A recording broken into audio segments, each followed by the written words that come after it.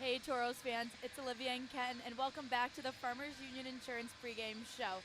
Tonight we're going to get you set for the Watford City Warthogs versus the Minnesota Mallards. That's right, your Toros have rebranded for the weekend in Watford City. Definitely an exciting game, so let's jump right into it and take a look at tonight's Noodles and Numbers, brought to you by Noodles and Company of Minot. Head-to-head against the Mallards, the Toros are sitting at 0-0. We have yet to see the Mallards yet this season. So late, already December, definitely exciting to see. Goals per game, Toros are a little ahead at 3.04.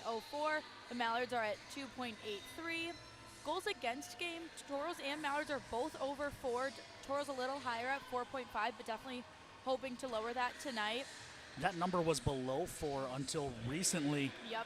When the Toros have had a little bit of a cold streak here, giving up a lot of goals over the last few games. But that number had been in the low 3s until about 3 weeks ago. Yeah. Power play, Toros are still going strong, sitting at 23.96. And penalty kill, the Mallards are just a little bit higher than the Toros. You're going to see the biggest difference in penalty minutes. The Toros are sitting at 431, where the Mallards way lower at 267. That's definitely going to be the biggest difference I feel like we'll see, and obviously see how that plays out tonight. You know, I know our players are coming here looking for a win. They're eager for it, especially against the Mallards, a team we have yet to face tonight. Yeah, the Mallards, an expansion team last year. Toros 8-0 against the Mallards last year, have never lost to this franchise. But, as you mentioned, new season. Last year the Toros were a playoff team, the Mallards were not. This year, Toros come in struggling quite a bit of late. For sure. Now it's time to take a look at our Minotauros Booster Club players to watch. Going into tonight's game, I've selected Michael Solominski. He currently has 14 points with 6 goals and 8 assists, 2 of those power play goals and 5 power play assists.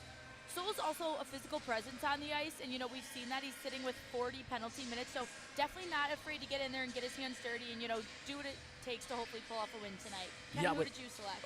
Well, let me just jump on with Solo as well. I think, you know, he needs to be a little bit smarter about when he takes those penalty minutes, but some of them are just a result of his size. He's a tall player, and sometimes he's been called for head contact a few times, and it's just he goes into the corner against a player who's almost a full foot shorter than him, and he just naturally makes contact with his head. So maybe he needs to be a little bit smarter on some of those plays, but overall, yeah, I like Solo's physicality, and hopefully he'll be a presence here this weekend. For me, I'm going with Dane Ramirez.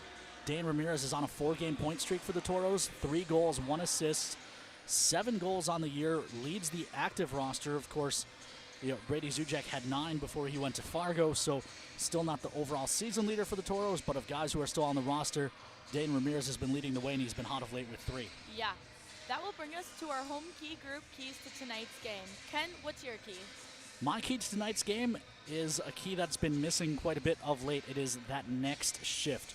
Toros have developed a bad habit of letting things snowball. Each of the last 3 games, the Toros have had one period where they've given up 4 goals in that period. That is a bad night, let alone a bad period. So the Toros need to start getting better on that next shift and not letting things snowball when they get bad. They need to build momentum with good shifts, and when a bad thing happens, get right back to making positive plays. Think of it like a defensive back in football, right? A guy gets burned, and they always talk about just focus on the next play, don't let it become something.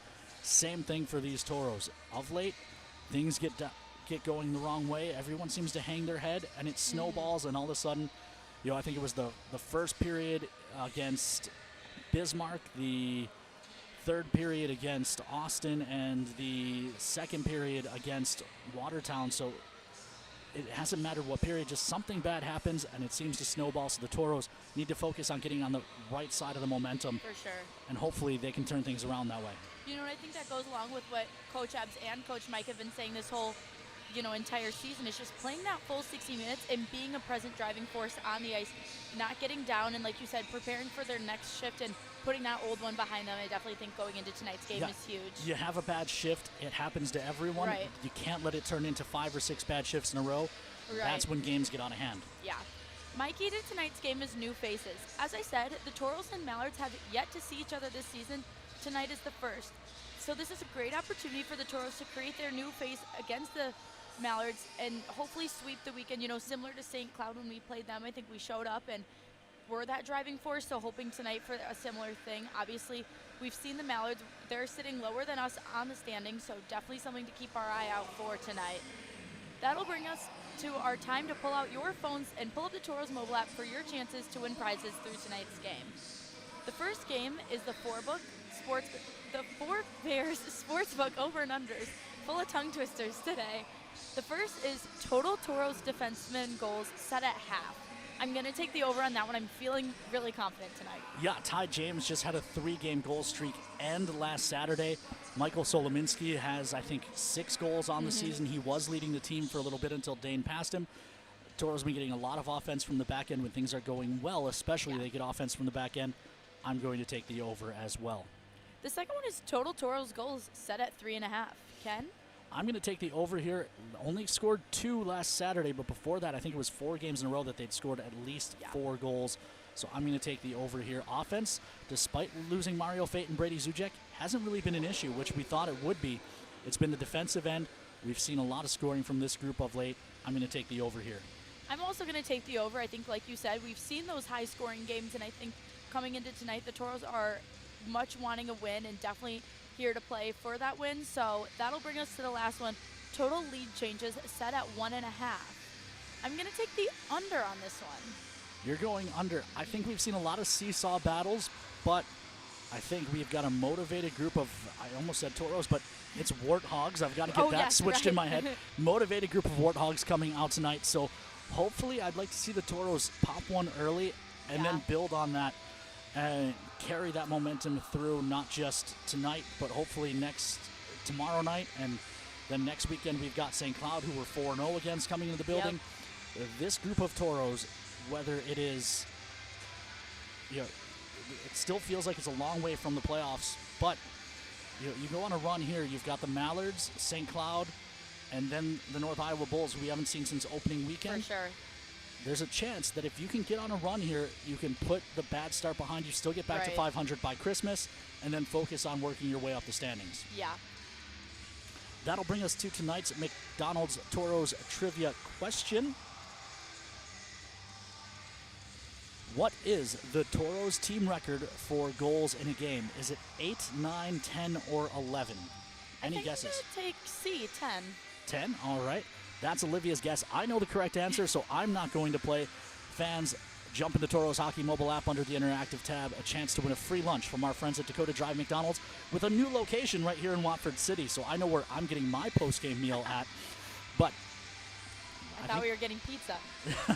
now I'm confused. I have to change that. Yeah, I think that'll do it for us here on the Farmers Union pregame show. We are going to send it out to break. We'll be back with the starting lineups after a commercial break here on the Minotauros Network.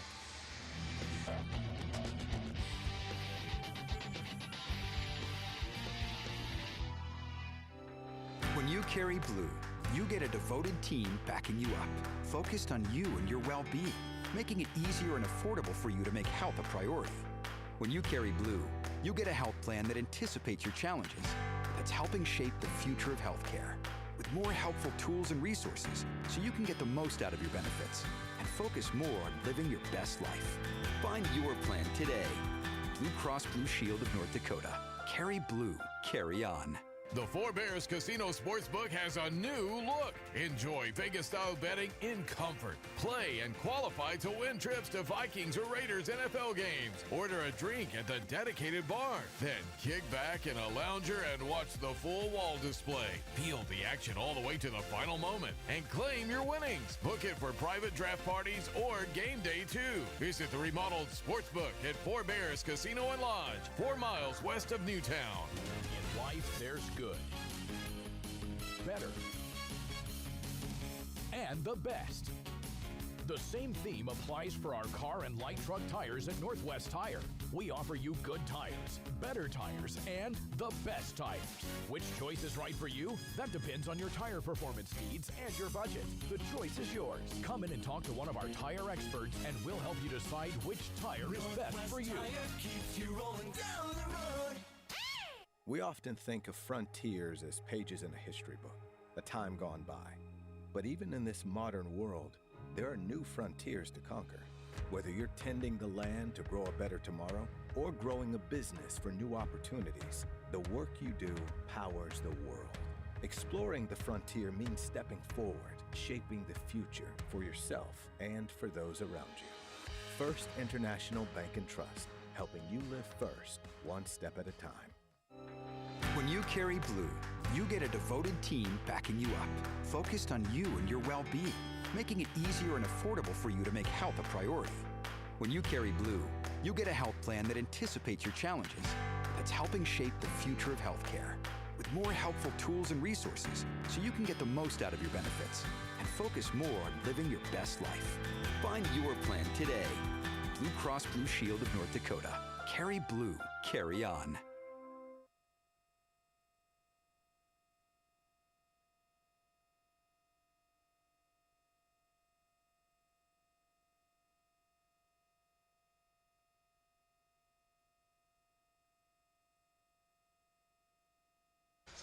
Welcome back into the Rough Riders Center here in Watford City, North Dakota. The Toros rebranded as the Watford Warthogs taking on the Minnesota Mallards. We are moments away from pregame introductions. Glad to have you all aboard. If you missed the Farmers Union pregame show, or even if you didn't, I'm Ken Oda, my identity not dependent on your viewing habits. Glad to have you in. We are running on NAHL TV. Also, for those of you who are new to the Minotauros Network, we are live on Facebook and YouTube. Those streams will have audio only for the most part, some replays, but those are how you check in and talk to us here on the broadcast. If you have any comments, concerns, or questions, we have Olivia, who you saw on the pregame show. She is ice level. She will get us live updates throughout the game and do our best to get questions throughout the evening answered. The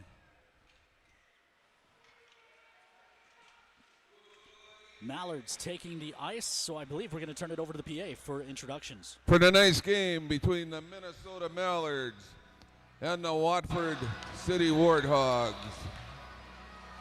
Ladies and gentlemen, let's have the Edward Jones starting lineup.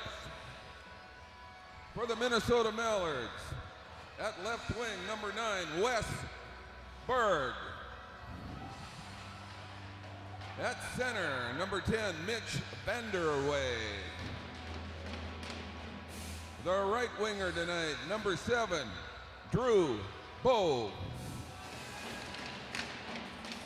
At left defense tonight, number 2, Jordan Fonte. At right defense, number 16, Ryan George. And the goaltender tonight, number 35, Cody Neeson. Coaches, Wes Mykand. His assistants, Harrison Feeney and Lucas Calls. And now, ladies and gentlemen, here's the starting lineup for your Watford City Warthogs. Left winger tonight, number 19, Dana Ramirez. Center, number 62, Jacob Pavla. Right wing, number 13, David Nichols. Left defense, number 16, Dominic Packett. Right defense, number 7, Michael Solominski. Between the pipes tonight, number 44, Brian Cook. Head coach, Tyler Ebner. Assisted by Mike. That'll do it for pregame intros. We'll send you out to another quick break. When we come back, we'll drop the puck. Toros, or make that Warthogs and Mallards here on the Minotauros Network. Your plan speaks volumes when you're going to have a drink. Be intentional to ensure your safety and the safety of others by keeping just a few things in mind. The first is to look out for your friends and be the designated driver. Even if someone says they're fine doesn't mean they are. Second, incorporate water into your night. Ordering a glass can encourage your friends to take note. Third, be the person your friends trust and say no to the next round. And fourth, lend a hand when your friends have reached their limit. Your plan speaks volumes. Know your drink. Know your limit. We often think of frontiers as pages in a history book, a time gone by. But even in this modern world, there are new frontiers to conquer. Whether you're tending the land to grow a better tomorrow or growing a business for new opportunities, the work you do powers the world. Exploring the frontier means stepping forward, shaping the future for yourself and for those around you. First International Bank and Trust, helping you live first, one step at a time. Hey Minotauros fans, welcome to Caves, your home ice advantage for home technology, home convenience, and home entertainment. From game day on the big screens, to smart home upgrades, to keeping your house secure, plus car audio and a huge selection of game room gear and accessories, our team sets you up with a winning game plan. Stop by Caves in Minot or visit us at cavesnd.com. With Caves, you will always be in the game. Go Minotauros! At First Command, our advisors are committed to coaching you towards a financial future worthy of your service. We're dedicated to coaching you from the start of your military career to retirement and beyond, at home or during deployment, for when things get tough and when times are good. Let us show you how we honor what matters most to you. It's time to get started today.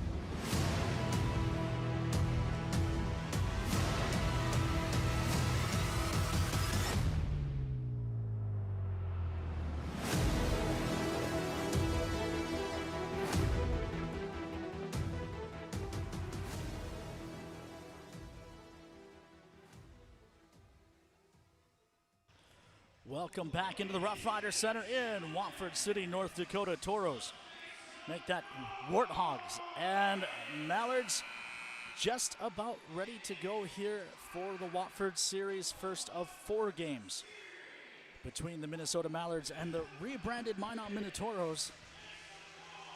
Toros, technically the road team. These games would have been being played in Forest Lake. Let's take a look at the Warthogs SRT starting lines. There on your screen, it'll be Cookie in net for the Toros tonight. Devin Russley called up to Cedar Rapids. Toros have Caden Moringa backing up tonight. Everyone else part of the usual crew for the men from the Magic City.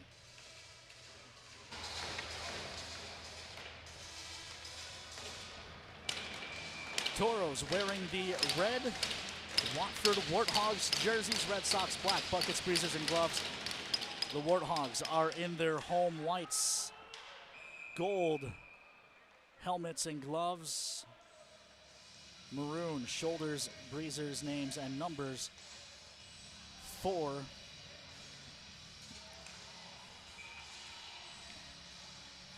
the Mallards.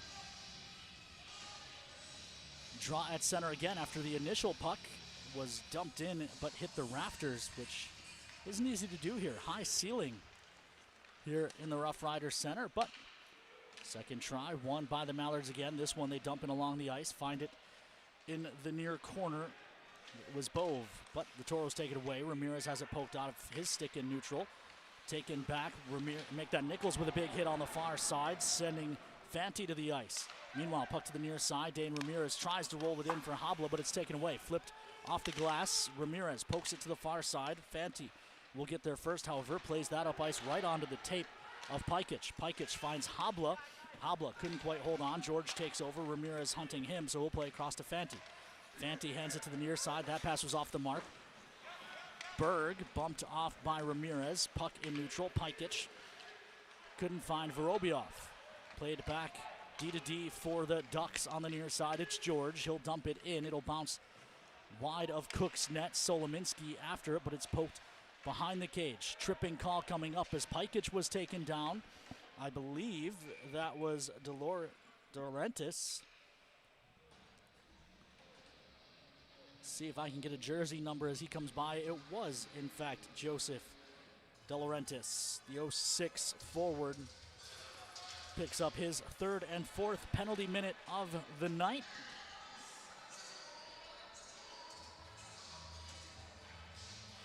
Toros will go to the power play.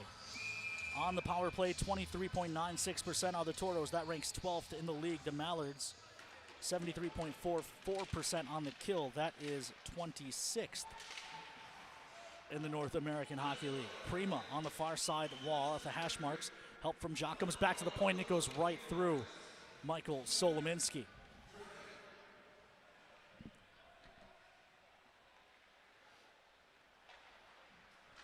Toros will start back up ice. Prima on the near side with speed. Hits the hash marks, now carries around behind the goal. Prima does a full lap around the zone nearly before giving it up top for Solominski. Comes to Spadaro. Spadaro back to Solo. They'll continue to catch on the blue line. Robiev gives it back up to Spadaro. Solominski from the top of the umbrella tries far side. Prima, his one-timer partially blocked. Hammered around to the near side. Spadaro keeps it at the near point, right down in front of us. Gives to Solominski. Solo holding. Comes to the near side. Spadaro leaves off far. Prima. Prima to Spadaro on the near point. Spadaro, top of the umbrella. Solominski. Solo's long shot. Save made.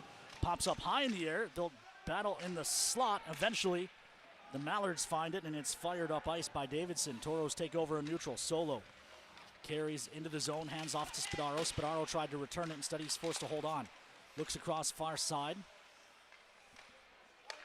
Viklin gives it up to Solominski. Solo back to Viklin. Viklin shot that missed high and wide. Rebound gets by Spadaro on the near wall, and the Toros will retreat and retrieve.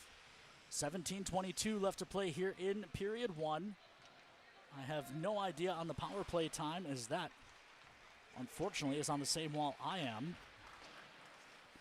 Sidorov, near side. Punches it around to the far corner. Viklin up top. Viklin had a hat trick in this building during the preseason against the Bismarck Bobcats. Ty James, long shot, that's blocked. Ramirez finds it. His shot's blocked to the near corner, and the rebound is hammered down the ice.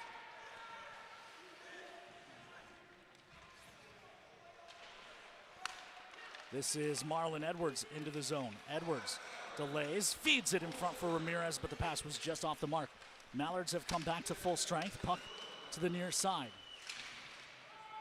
Roll deep into the Toro zone. Ty James back on. The longest tenured Toro leaves it to the near side wall. Flicked up ice, poked off the stick of Foils, but it would have been offside, so it was Gordon who was forced to leave it. Dumped right back into the Toro zone. Back on it is Kenny. Gabe Kenny behind the net to the near side. Edwards throws to the far side. It was off the mark. Ty James finds it though. Pressure coming. He'll bank to the near side and Kenny. Kenny hands up the wall for Foils. Foils met by Edwards. Eventually, Toros just punch it into the zone. Affanen after it, but the puck swung to the near side. It's Duchesne. Foils can't quite poke that free. Puck up ice for Gordon. Gordon flubs the pass. It rolls into the Toros zone. Delayed offside, according to linesman Jake Stack. Puck carried up ice for the Toros by Knott, but doesn't connect. Knott spins that into the zone, but it's punched right back out. Schwarz sends this deep to the Zam corner, and he was apparently just on the wrong side of the red line. That will go for an icing. Icings are brought to you by our friends at Minot's Finest Collision Center.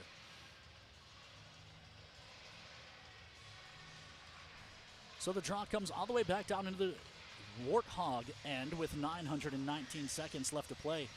Here in period number one, still scoreless.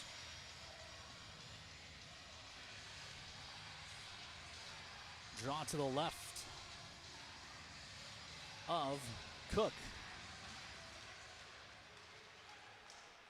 Pikic trying to bull his way out to neutral. He does, but loses the handle, and Bove takes over for the Mallards.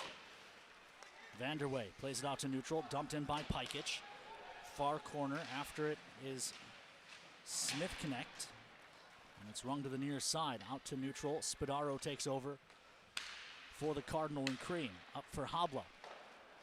Banks it into the zone. To the far side it goes. Berg tied up by Ty James, but loose puck found first by the Mallards and dumped into the Toro zone on net. Spadaro back on it. Spadaro up ice. It's Habla and Ramirez playing catch. Chris steps into Ramirez. Puck loose in neutral, picked up by Davin Nichols. Dav poked at the blue line. Mallards take it away. Watala up ice. Chrisman poked at the blue line. Watala finds the loose puck but has to circle back. He'll leave to the near side in George. George looks across the ice. Watala couldn't find it. Jockums pokes ahead. Nichols. A reverse hit sends a Mallard and the referee down to the ice. Referee limping a bit as he rejoins the play. Puck to the near side. Prima kicks it to the middle for Vorobyov, but it didn't connect. Ty James and Watala back on this. Whoa, whoa, whoa. We just lost the lights, and now it comes back on. It's like something straight out of Clue. We've got a fist fight going on.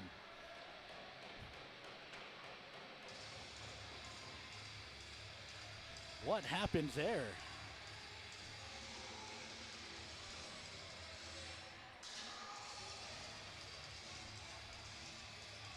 Lights go out, they come back on, and everyone's fighting.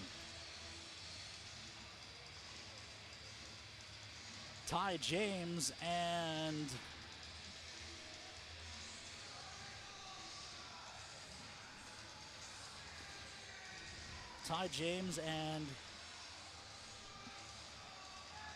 Ethan Rosenoff to the box. And will it result in power play time? It will not. We'll go for a side. We'll send it down to Olivia Tosto. Liv, what do you got for us? Ken, it honestly seems like it was going to be a hit, and then the lights went off, and they all followed through with the hit. So obviously the lights going off is not exactly what you expect to see during a hockey game, but it seemed like it was just the boys following through with the hit. If it can happen in the Super Bowl, it can happen in a junior hockey game in North Dakota. Right, for sure. Puck turned over in front. Quick shot kicked away by Cook. He passed his first major test. Meanwhile, this is Pikic. Controls for the Toros. Again, for a side. I can't entirely read the clock, so we'll go for roughly a minute and a half still. This is Prima. Prima slides it up top. It gets by Pikic. Pikic kept it, though, and gave to Prima. Prima trying to dance through. He can't beat the second guy.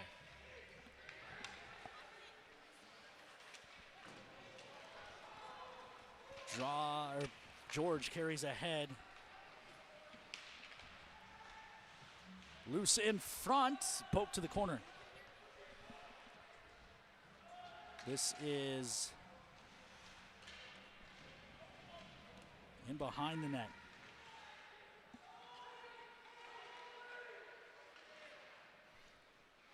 Kicked free. Edwards spins it ahead. Solominski, quick toss across.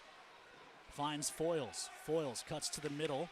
Shot blocked to the corner. Spadaro, defenseman in deep, moves it behind the net. George is there.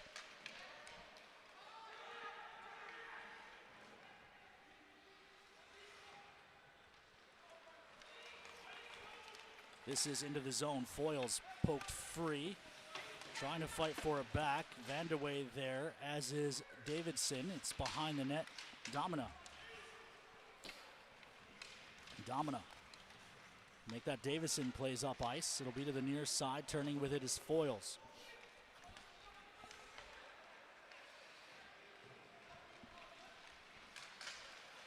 Shot attempt by Jax Warren is blocked. Mallards take over. Ty James and Rosenoff both released from the box. Sidorov trying to poke this free. Both teams come full strength. Sidorov on a 3-game point streak, but he couldn't quite free that puck up in the offensive zone. Pressure from Briggs not. Near side, Gabe Kenny pinching, but it gets by him. Rolled into the Toro zone. Bovey couldn't chase that down. Toros poke it out to neutral. This is not. Just flips it on net for the cover by Cody Neeson. 11:17 left to go here in period number 1. We are still scoreless.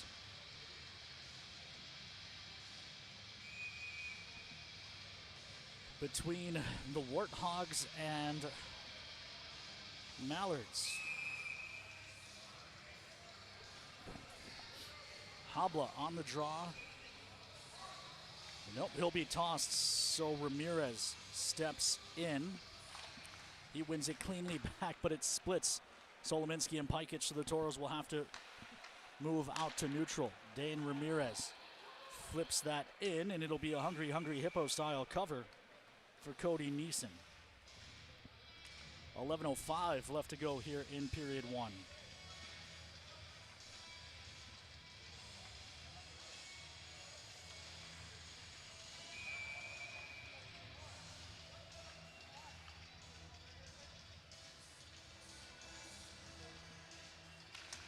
Toros control the draw. Ty James, a quick shot blockered away at the last moment.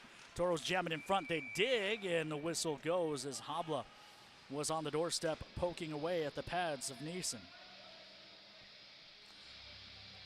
Several fans checking in on socials, including Olivia Tosto's parents watching in Illinois. The Okasons are back in the Magic City. Tanya Shaw-Canero from Richardton. The Coreys are in Glenburn. The Nelsons are in Minot. The Cowitzes in Minot, I assume. Andrew Jordan tuned in from the Magic City. Gerald Morgan from down in Arizona, if memory serves. Wally in the Mox checking in from Minot after their doo-wop rehearsal. And the Broussards are tuned in as well. Mallards control the draw, flip one out. That was dangerously close to me, which isn't really a concern of any of yours. It also got close to Grace as well over on camera 1, but this career game 975 for me. I've yet to get hit by a puck while broadcasting. It is eerily similar to my short goaltending career. Spadaro turning on the far side. Rolled in front. Vorobiev finds it, but he turns it over behind the net. It's caught on the apron, jammed to the near side. Prima finds it first. Prima rolls that out to neutral. Rosenoff takes it away, walks in, tries a shot, but Spadaro blocks it. Poke to the near side, Prima throws that ahead. Davidson to the near side, and Watson. And that will go for an icing. Icings are brought to you by our friends at Minot's Finest Collision Center. Let's go down to Olivia at ice level. Liv, what do you got for us? Thanks, Ken. Obviously super excited to be in Watford City, so I just want to remind everyone, if they haven't gotten their bids in for the Watford City Warthogs jerseys, to definitely go ahead to Dash and get that in. But also this one goes till February, so keep an eye out throughout and make sure to come back in February to get your last bids in. Back to you, Ken. Thank you, Olivia. That's right. The Watford Warthogs jerseys are available for auction now. I don't believe in the Toros Dash. I believe that is in the it's in the Watford City Dash, so you got to find the Watford Rough Riders Center in Dash to get your bids in on these. Dumped in by Davidson. We'll have a QR code, I'm told, that'll be up on the screen. If not tonight, definitely tomorrow. Battle on the far side wall. Eventually the Toros make that Warthogs gather possession. Edwards drops it back, pass ahead, misses the intended target, but they wave off icing for some reason, so Viklin's inability to touch that puck, not an issue as of now. Loose puck in neutral, jammed back into the Mallard zone. It's Christman who plays it ahead to be touched into the Toro end by DeLaurentis. I'll get it right eventually. This is Christman. Christman up the near wall, plays to the middle of the ice, poked away from Gordon. Left off far side, Duchesne dumps it in. Collision on the near side wall. George hammers it to the Toro blue line. Sidorov turning with it, drops it back all the way deep into the Toro zone. Gabe Kenny plays it up the middle of the ice. Dangerous play. Puck kept into the Toro end by Fanti. It comes back to Fanti on the half wall. Poked away from him. Toros have numbers if they rush. It's Affinen. Good job by Fanti getting back to make this a 2-on-2. Affinen dances right through him though. Plays to the middle of the ice. No one home to try and put that towards the goaltender, and instead it's 3-on-2 the other way now, only to be broken up by Pikic. George has trouble finding that, but eventually chases it down in his own zone and plays across to Fanti, who tries Vanderway, mishandles, but George was there in support.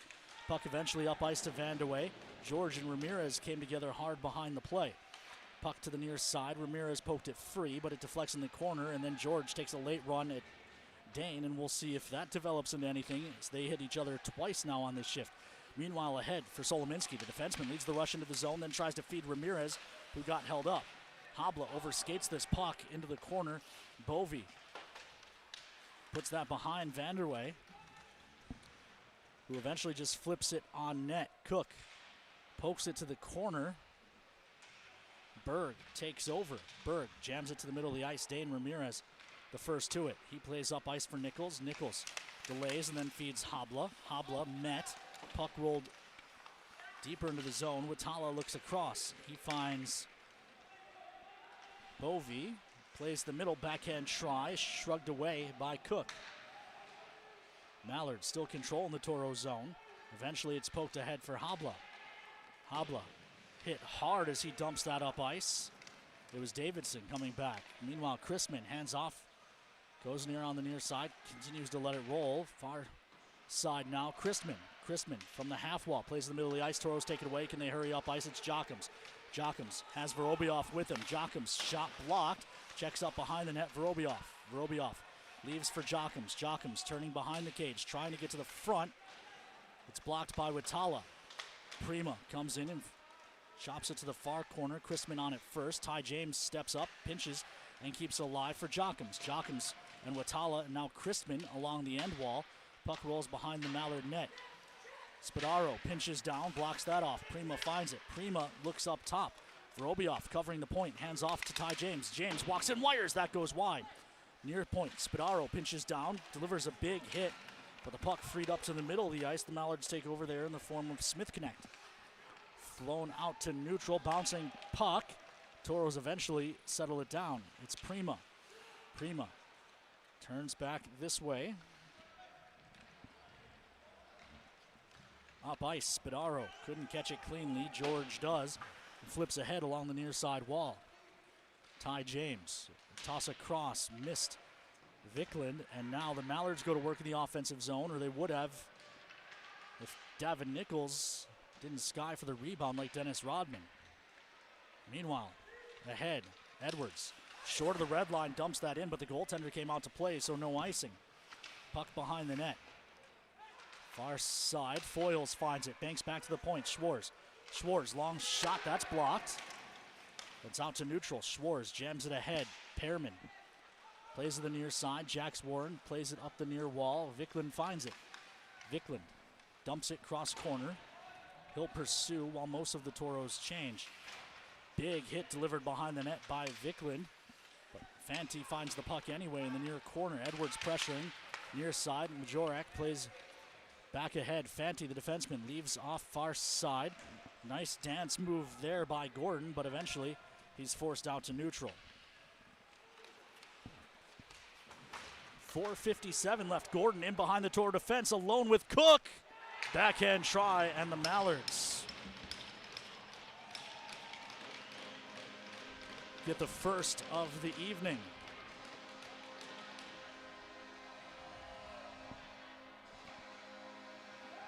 We'll get another look as the Toros let Ty Gordon flash behind them, alone on a breakaway. Gordon able to beat Cook with the head fake. Hard to tell if that went 5-hole or around the pad from our angle here on the broadcast, but either way, it's 1-0 in favor of the Ducks. Dumped in, Solominski on the far side.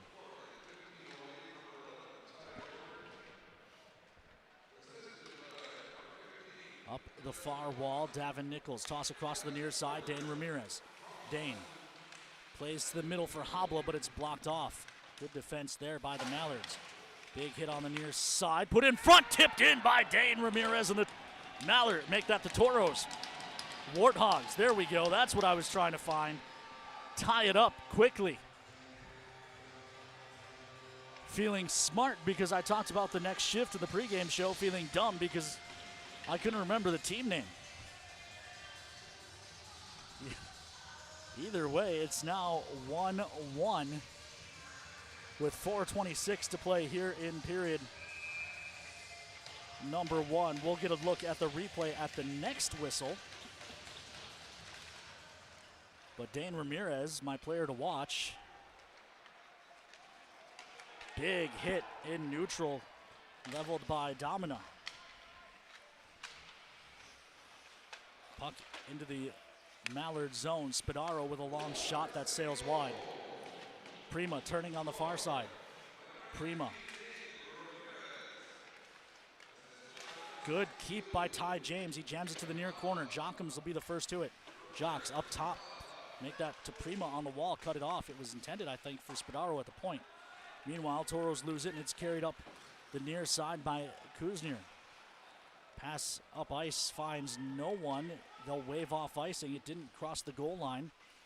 So George has to play. He'll leave it behind the net for Christman. Christman comes to the near side. George, who's met by a pair of Toros. He flips it ahead. Jockums keeps it in the zone. Jockums tries to play to the middle. It gets cut off. Jockums gets it back. Help from Vorobyov.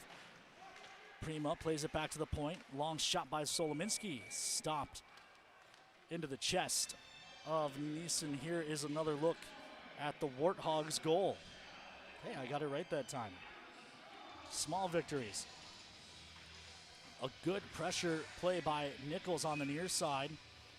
Gets help from Habla, who throws it on net for the redirect by Dane on the doorstep.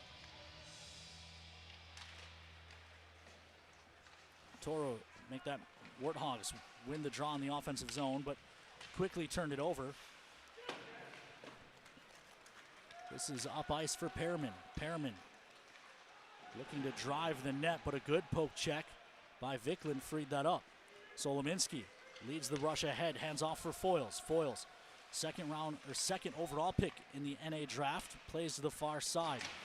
Delivers a big hit, puck lays free, poke to the corner for Edwards. Edwards forced behind the net, shuffles it back to the near point in Pikic. Pikic across for Solo to the middle of the ice. Vicklin. Vicklin turning, looking for space. Vicklin cuts the middle, shot, blocker, save on a nifty chance. Near side, Pikic pinches up, Foyles finds it, plays across the blue line for Solominski.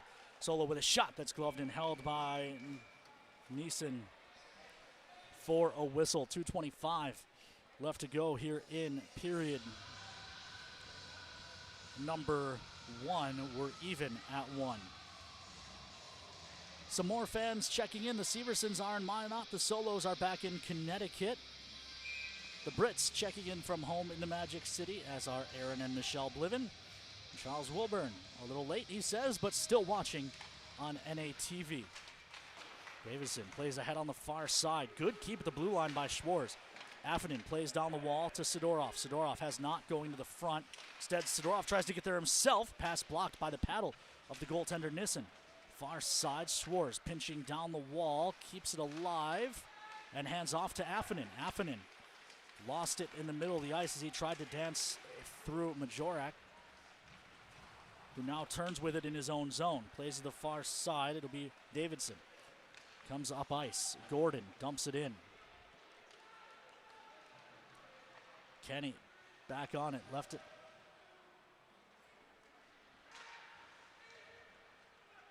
This is Schwarz ahead. Sidorov couldn't catch that. Chrisman does. Banks to the Toro blue line to be cut off by Schwarz. Schwarz rolls it into the offensive zone. Bovey on it there, taken away by Affonen. Affonen tied up behind the Mallard net, dug out by Habla, trying to get it to the front, but it's blocked. Dane Ramirez cuts in, punches it down to the corner. Affonen hit hard. Ramirez there in support, spins it to the middle, doesn't connect with Habla. Toros maybe got away with high sticking that puck out of the air, but Eventually it's taken back by the Mallards, only turned over to Affonen. Affonen on his backhand, almost snuck it short side. Had the goaltender Nissen leaving the near post. Final minute of play here in period number 1. Warthogs and Mallards even at aces. Puck to the near side. Dane Ramirez catches the carom off the wall, pokes it up ice. Couldn't connect. Ty James throws it up ice. Ramirez touches it. Must have caught someone on the bench on that redirect as we got a whistle. 38.6 left to go here in the opening frame. Warthogs and Mallards even at 1 aside. Our old friend Jake Nerwitzki checking in from Camino in Northern California. This is Watala off the draw, carrying right into the Toro zone. Solominski pokes it to the corner. Swipes at it, but Watala finds it first. Plays the middle. Good stick there by Jochums. Breaks it up. Vorobiev trying to turn, then feeds Jochums on the far wall. Jochums speeds ahead. Throws it on net. Blocker save. Rebound high in the air. Solominski chopped at it, but it got by. Pass ahead for Watala. Taken away by Vorobiev. He'll bank to the far side. Solominski touches, but couldn't control. Good takeaway there on the far side by Kuzner. Kuzner forced to the corner. 5 seconds left in the period. They work a cycle on that wall. Cut to the middle. Shot goes wide. Rebound will carry him along the boards as the horn sounds to end period number 1. 20 minutes in the books between the Warthogs and Mallards.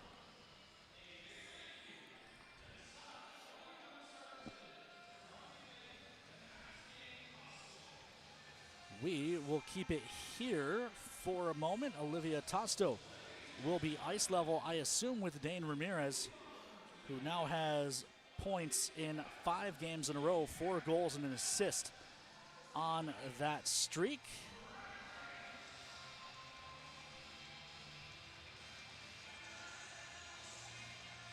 I think we'll have Olivia.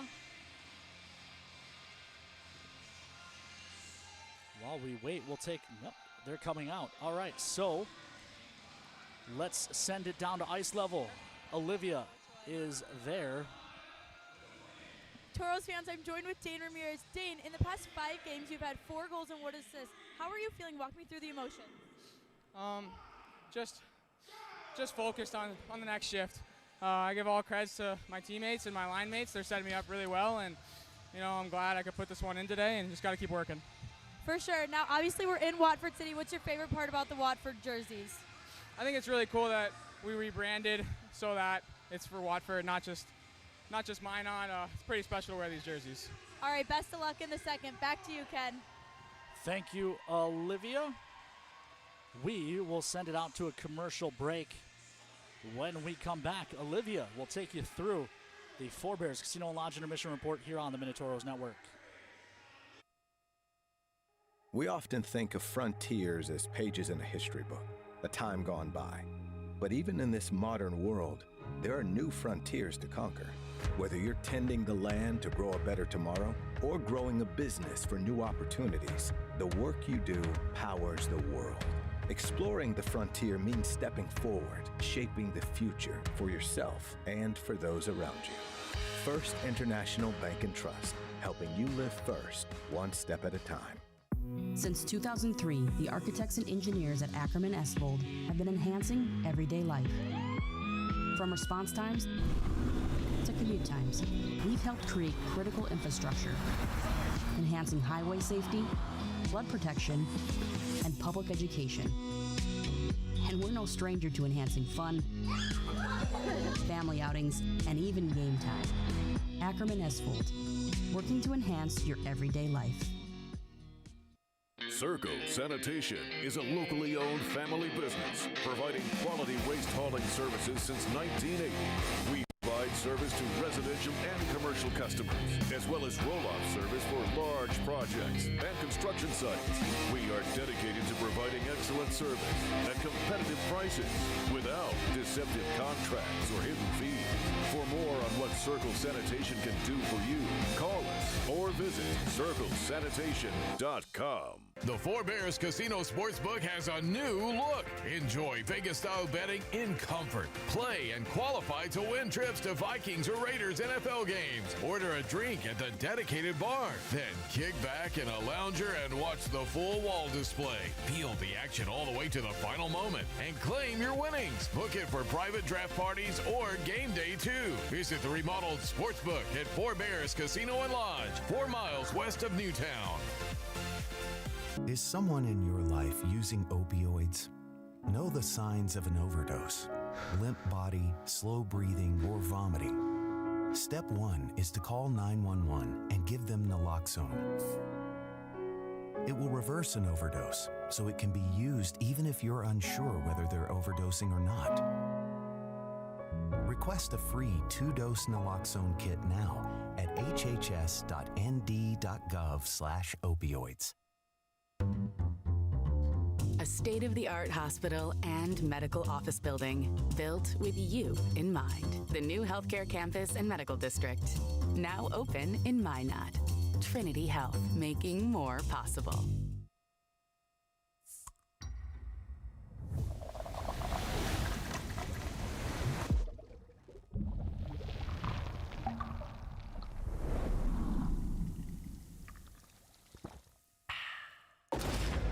If RPMs raise your BPMs, if the open road is an open invitation, then get up and go.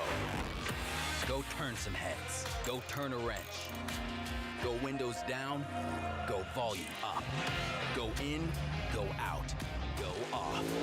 Napa has America's largest network of parts and care, here to keep you firing on all cylinders. Your plan speaks volumes when you're going to have a drink. Be intentional to ensure your safety and the safety of others by keeping just a few things in mind. The first is to look out for your friends and be the designated driver. Even if someone says they're fine doesn't mean they are. Second, incorporate water into your night. Ordering a glass can encourage your friends to take note. Third, be the person your friends trust and say no to the next round. And fourth, lend a hand when your friends have reached their limit. Your plan speaks volumes. Know your drink. Know your limit. We had a member that came into the credit union who doesn't historically come in. She went up to the teller line and said she wanted $25,000 in cash. The teller kind of questioned her about it, and she said, "I'm buying a car," but she was kind of fidgety. And is that when she went to you first? She had to make a phone call to see who it was payable to, and that was which is red way flag. Weird. I mean, that's a huge red flag. And that's kind of when I came up there and I just said, "Are you comfortable coming to my office if we just sit down and talk about this?" And that's where you took the phone and talked to the person on the other line, right? Then to hit the button on the phone and disconnect them, for her to say, "Thank you." I'd rather ask the uncomfortable questions than hear that I just assisted someone losing $25,000. Perfect. That's when you know you did a good job that day. At First Command, our advisors are committed to coaching you towards a financial future worthy of your service. We're dedicated to coaching you from the start of your military career to retirement and beyond, at home or during deployment. For when things get tough and when times are good. Let us show you how we honor what matters most to you. It's time to get started today. All right, Genty, time to learn the option play. Come on, Coach. I know how to run the option. Applebee's new Ultimate Trio. Mix and match 3 apps with 3 sauces, like shrimp, boneless wings, onion rings with sweet chili, blue cheese, and marinara. Or wonton tacos, waffle fries, and riblets with honey mustard, ranch, and honey barbecue. Or brew pub pretzel, mozzarella sticks, and waffles. Coach, how many combinations are there? There's over 80,000. Applebee's new Ultimate Trio. Choose 3 apps and 3 sauces for $14.99. That's eating good in the neighborhood. Since 1977, Northwest Tire's been your partner on the road for over 40 years. People have put their trust in our quality brand tires and expert service on the roads and in the fields for work, play, and travel. Northwest Tire, keeping you rolling down the road.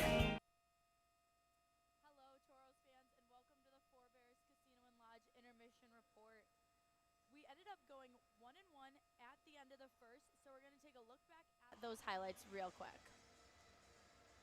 Opening the scoring was Mallards' Ty Gordon with about 4 minutes and 52 seconds left in the first. On the breakaway, we'll see that here. You know, just right past the D and right through Cookie, unfortunately. And then the Toros were able to score. Dane Ramirez, assisted by Jakob Abla, just 26 seconds later.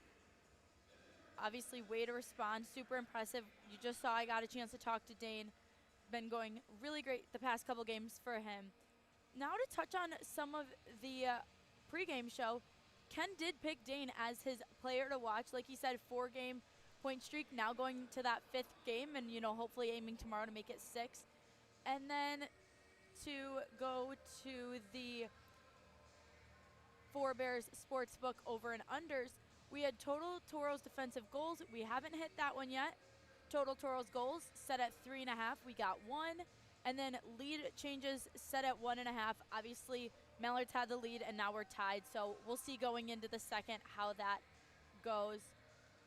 We didn't have that many penalties in the first, just actually 3. Joseph De Laurentiis with a tripping, and then Ty James and Ethan Rosenoff got into that little bit of roughing with the lights off. But obviously, like I said to Ken, when the lights go off in the middle of a hockey game, not something you'd quite expect. We can go ahead and send it out to a break, and when we get back, we'll get some out-of-town scores and USHL scores.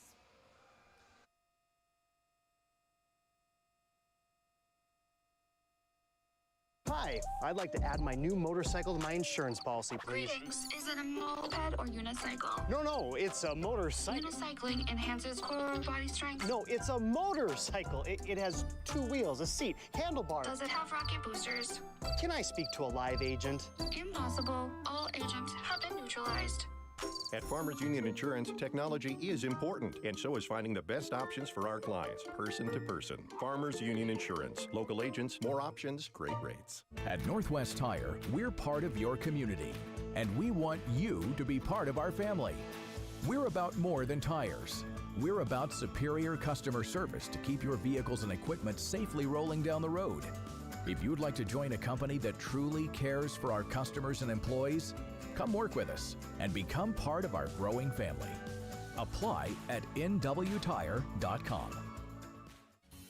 Northwest Tire keeps you rolling down the road. Hey Minotauros fans, welcome to Caves, your home ice advantage for home technology, home convenience, and home entertainment. From game day on the big screens, to smart home upgrades, to keeping your house secure, plus car audio and a huge selection of game room gear and accessories, our team sets you up with a winning game plan. Stop by Caves in Minot or visit us at cavesnd.com. With Caves, you will always be in the game. Welcome back to the Four Bears Casino and Lodge intermission report. To get you guys some out-of-town scores, we had New Hampshire playing Danbury. Danbury won 5-1. Then currently Maryland is winning against Elmira 2-1. Northeast Generals are playing the Philadelphia Rebels, tied 1-1 with 5 minutes left in the second. Aberdeen Wings are playing St. Cloud Norsemen at the end of the first. They haven't scored yet, which is actually going to be, I feel like, a good game. Janesville is playing Chipwood. Janesville is winning 2-0. Kobe, your favorite team. And then we have Bismarck playing the Bruins with 7 minutes left, 0-0. Definitely another game that we'll be wanting to keep our eye out for. Then to touch on some USHL scores, give me 1 second. Had them pulled up. After this, you guys will hear from Presley Davis and Briggs Knott. Obviously, Presley is at home this week, but she got a chance to talk to Briggs Knott before she left. So we're actually just going to send it out to that, and we'll be back for Ken. Well, first you'll hear from Presley and Briggs, and then we'll be back for Puck Drop in the second.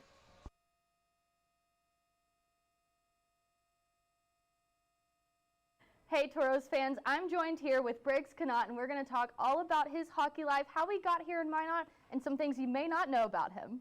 Now, you grew up in Minnesota, which is known as the state of hockey. How do you feel like that culture has kind of made you into the hockey player that you are? There's nothing like Minnesota high school hockey. Like, everyone in Minnesota eats, sleeps, and breathes hockey, so that's definitely been a big part of it. And then who would you say has been the most influential person in your hockey career? I would say my dad for sure. He grew up playing hockey, played Division I college hockey, so he's definitely a big part of it. Whenever you think back to your early hockey moments, what moment really sticks out about kind of wanting to make hockey your career? Definitely like getting to grow up with my teammates. I had a really good group back in Bemidji, so it's kind of just a good experience, and it's something that I couldn't turn down, and definitely something I wanted to pursue. Who was your hockey idol growing up? I would say either like Connor McDavid or Brad Marchand, those two. So Brad Marchand might get a little bit of hate, but kind of like his game. What about them just made you kind of idolize them? They both are like good at their own things. Like, I would say Brad Marchand is more of a pest and like tough to play against, and I like to kind of be like that. Let's go to you now. So do you have a fun fact that many people may not know about you? Yeah, I have 6 people in my family, and I have twin brothers, so. Are they older or younger? Younger, and then I have a sister in the middle, so. What is the best piece of advice you've ever been given? Basically just like don't take it for granted. Like, it goes by so fast. As more and more as it gone on, like, I just realized how fast it goes, so. Right.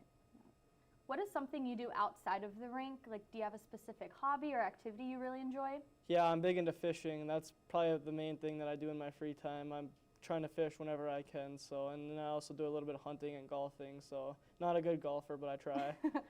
So going back to fishing, what has been the biggest fish you remember catching?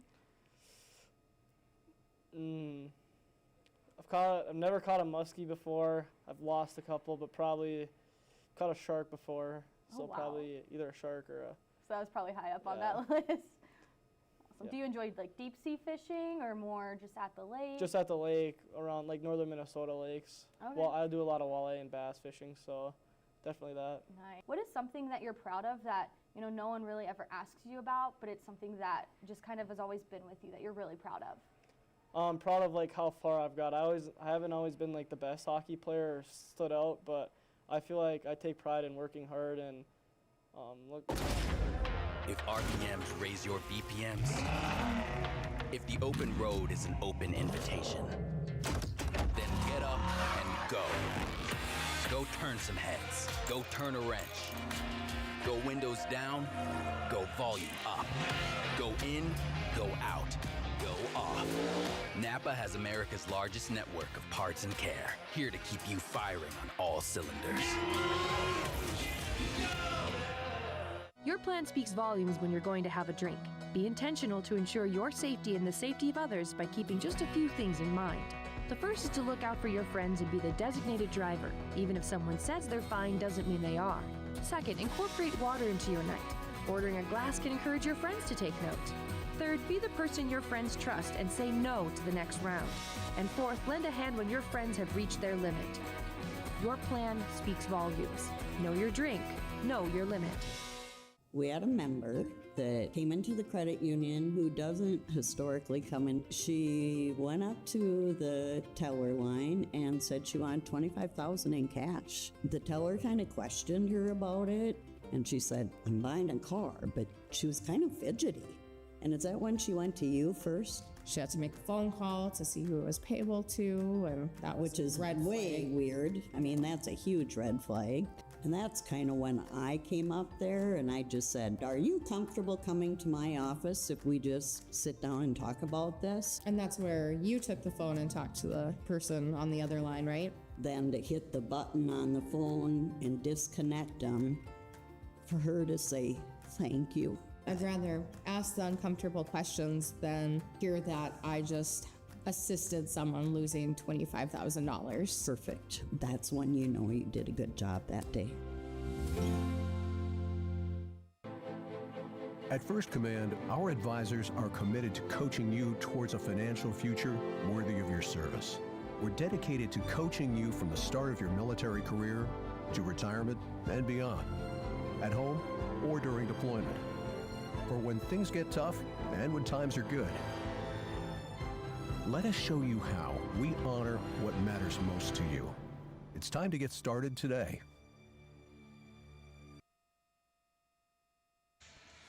Welcome back inside the Rough Rider Center in Watford City, North Dakota. The Toros rebranded as the Watford Warthogs and the Minnesota Mallards even at 1 aside. Goals in period number 1 for the Mallards. It was Ty Gordon on a breakaway, then Dane Ramirez with the redirect. Just 26 seconds later, tied this game up. As we get ready to start period number 2.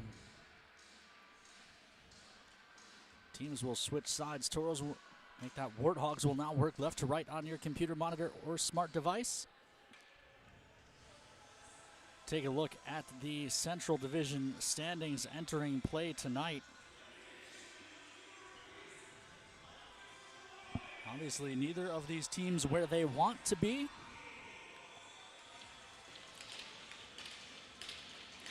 I imagine both are looking at this weekend as a chance to pick up some points and get going in the direction they would like to.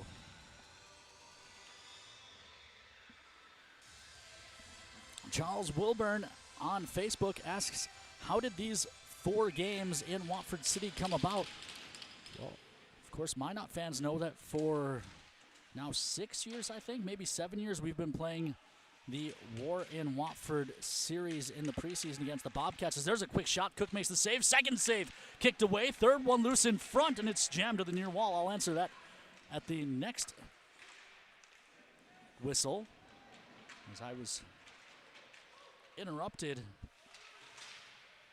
by a good scoring chance there for the Mallards, who still control. Fanti in the zone. Shot blocked out front by Solominski, and the puck caroms all the way down the ice. George back on it for the Mallards. Warthog pressure coming from Ramirez.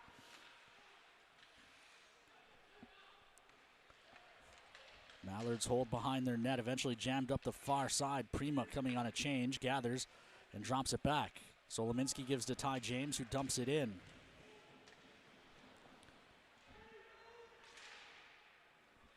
Thrown up the near side, and that goes up and out of play. So I'll finish my story as the question was asked on Facebook how these games came about. We play this preseason series every year against the Bismarck Bobcats. It's gone exceptionally well. And the Rough Rider Center here had asked us to start bringing regular season hockey, of course, with a consistent season ticket holder base of over 800 and an average attendance of 2,000 in Minot every night. It wasn't really an option as that goes for an icing. Icing is brought to you by our friends at Minot's Finest Collision Center. Not really an option for us to move home games. And the Bobcats in a similar position, so instead we put it out to other teams in the division if any of them would be willing to play home games against us here in Watford. And this summer, the Mallards took us up on the offer, as there's a shot redirect out front by Jockums right off the draw. Puck pinballs in behind the net. And that's how these 4 games came about. Puck in neutral. Ty James jams it up ice. Poked at by Prima, but instead it'll be gathered up in Hinchcliffe. Hinchcliffe trying to turn the corner, but he can't. Puck will stay in that corner. Eventually taken over by Prima, who looks to dance his way in. Prima sends it towards the net. It goes wide. It's Vorobiev who can't hunt it down. Thrown in front, a redirect by Gabe Kenny on his own goaltender trying to block that pass. Cook was up to the task. Kenny finds it on the far side. Prima looking up ice, gets Foils. Foils with a nifty move, gains the line, and now he tries to carry into the zone, trying to drive to the front of the net. He's forced in behind. Foils on his backhand around the zone. Now he'll spin it in behind the net. He wants Edwards. Edwards gives to Vorobiev. Back to the point and Kenny. Kenny keeps it, now tries a shot. Redirect by Edwards, goes up off the glass.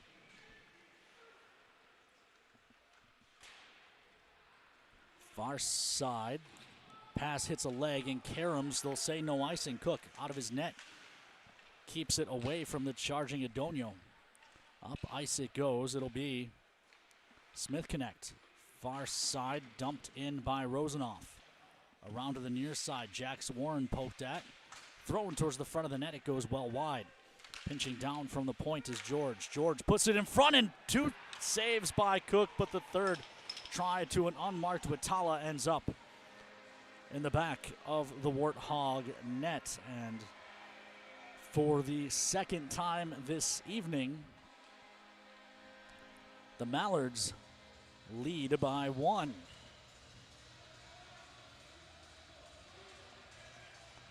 Here's another look. Shot from a tough angle ends up being a pass, and Cook makes the stop, but Watala left all alone in front. Able to get the second of the night for the Mallards. Carried into the zone by Fanti, dumps it to the near corner, Solominski. This is flicked ahead. Up ice is Affanen. Affanen cuts to the middle. Shot, blocker save. Rebound lays in front, but carried to the corner by Gordon. Spun to the near side. Turning with it is Fanti, looking to get away from trouble. He'll retreat behind the safety of the cage. Plays on the near side in George, who banks it off the boards, and a good touch out to neutral by Makozak. He looks across. It's off the mark. It was intended for Duchesne. They'll come near side. Davidson. Davidson with a shot save made by Cook. Gordon finds the rebound in the corner. Toros blocked the pass to the middle. It broke Gordon's stick. Taken away by a falling Mallard. Puck thrown to the near side. Solominski has time and space. He'll look up ice and find Pikich. Pikich chips it in for Affanen, who catches it off the boards. Affanen cuts the middle, lost the handle as he tried to cut across. Eventually, puck hunted down. Backhand try, hits a leg. It caroms to Affanen. Affanen turning on the hash mark. Spins it down to the corner. It's taken away and thrown down the ice. Arm is up for icing, and icing it will be. Icing is brought to you by our friends at Minot's Finest Collision Center. Offensive zone draw coming for the Warthogs. Again, the Cardinal red, black shoulders, cream names and numbers for your Watford City Warthogs tonight.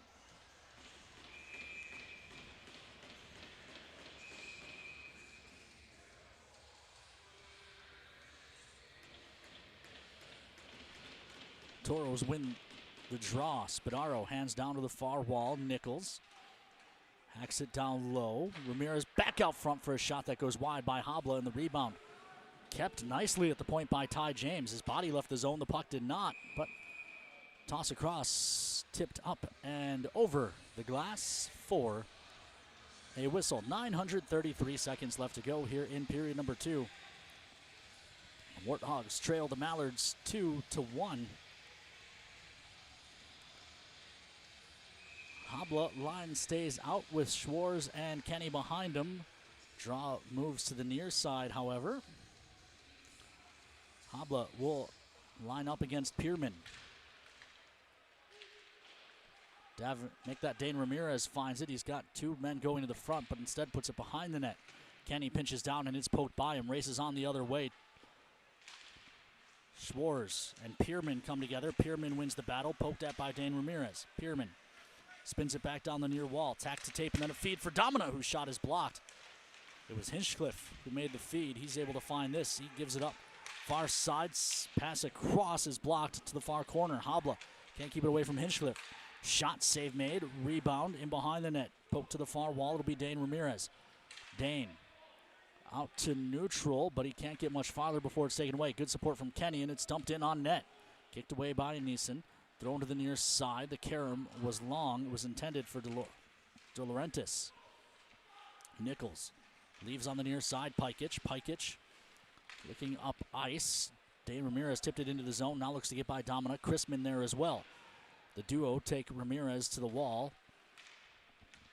Berg looks across the ice. Picked up into the zone is Vanderway. Vanderway shot save made. Rebound hacked out to neutral. Won't go far enough for icing. Nissen out of his net, plays ahead to Vanderway. Mallards feeling some momentum as it's ahead for Berg. Hands off near side. Fanti Had it poked free. Now Vorobiev back on the attack. Vorobiev shot blocked up and into the protective mesh for a whistle. 14:05 left to play in period number 2. Warthogs trail the Mallards 2-1.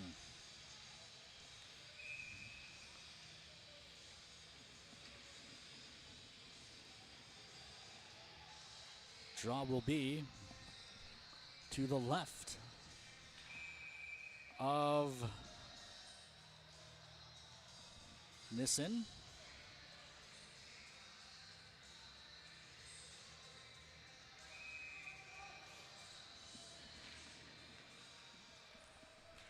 Long shot by James, gloved and held by Nissen.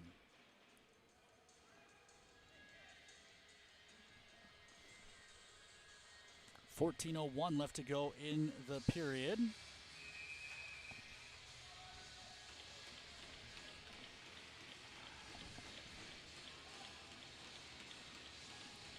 Draw to the left of Nissen.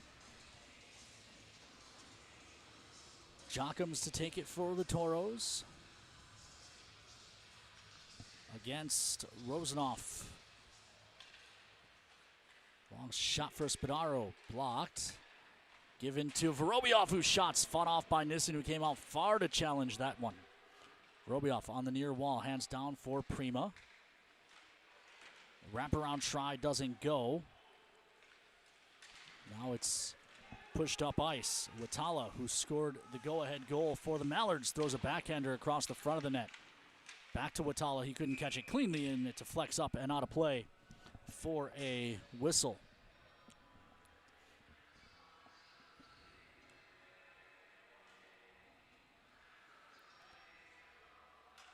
Draw in the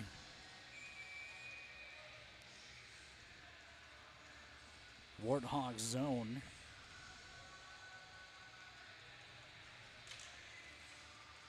.50-50, dug out Rosenoff. Far side, poked at by Warren. Foyles is there. He'll bank up ice for Edwards. Edwards gives to Vicklin. Vicklin tries a drag move, but it's cleaned up nicely by Davidson, who throws it out to neutral. Picked up there by Kuzner. Looks across, no, and he tries a shot, trying to get Cook to leave the post. But Cookie held his ground. Far side, Kenny has it poked off his stick. Toros will have to go back on it. Jack's Warren to the near side, and Vicklin. Vicklin, long pass ahead, missed Edwards, but it caroms on net. And Edwards' pressure forces the Mallard goaltender to hold on and draw a whistle with 12:57 left here in period number 2. And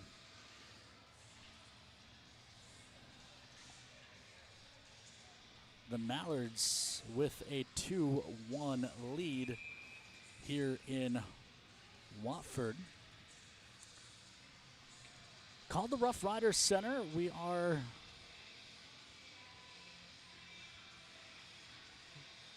the Rough Riders Center presented by Northern States Fishing, as Kobe corrects me in my ear, but none of you can hear him. Only I can, but had to get the sponsor in. At least the voices in my head during a broadcast are real people. This is a pass across that's deflected, picked up by Sidorov, but they call it the Rough Riders Center here. A lot of Teddy Roosevelt themed places, as we are just north of Theodore Roosevelt National Park, which I have not checked out during the winter, but absolutely beautiful in the summer. This is carried ahead. Left for Pierman, whose centering feed is blocked off and goes in behind the net. Hinchcliffe tries to play it up top to the point. There's no one there. Meanwhile, Pikich tied up with a man. Thrown in. This is a delayed offside, and eventually it goes for an icing. Icing's brought to you by our friends at Minot's Finest Collision Center.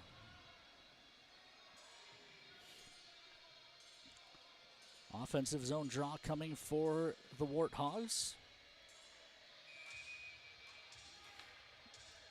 Shots right now 15-12 in favor of the Warthogs, but it's 8-5 this period in favor of the Mallards. who have the period's only goal. Habla on the draw. One back, but it gets through Nichols. Good keep at the point by Spadaro. Gives to Ty James, whose shot is blocked to the far wall. Thrown in front again. Save made through traffic, and the rebound hacked down the ice. Arm is up for icing, and Ty James wins the race. So another offensive zone draw to follow.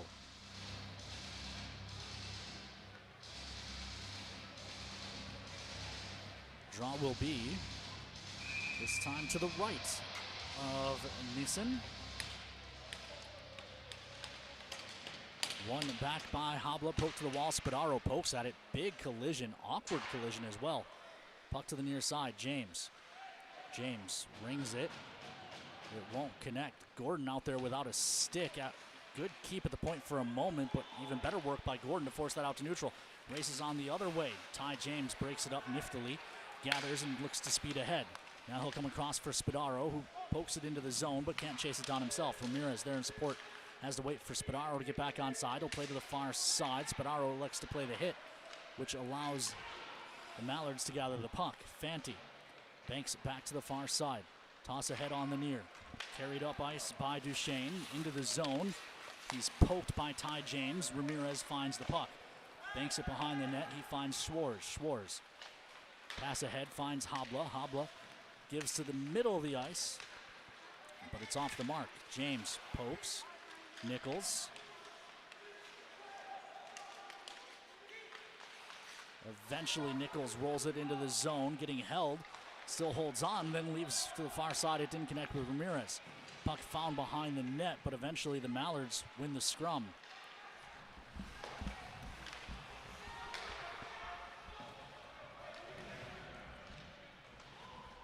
Hopefully we're not losing the feed. We've gone at least up here to blue screen a couple of times in the last minute. There it goes again, as that is an offside play.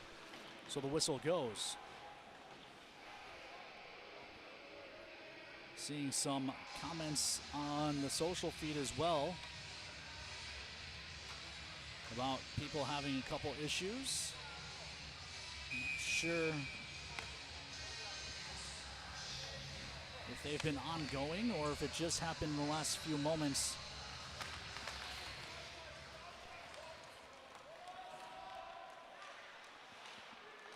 As our feed seems to be cutting in and out. Meanwhile, near side, Berg. Big hit.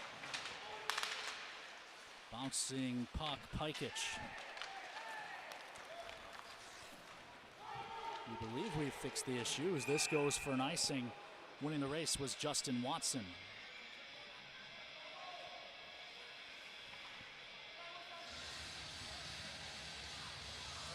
Ty Liram says stream is down. Luke Okeson as well. Everything looking good on our end.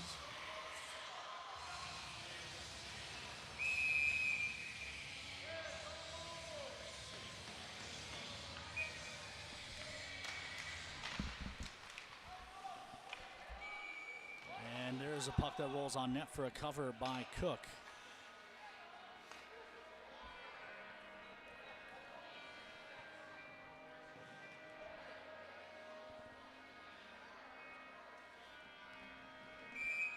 So, draw to the left of Cook.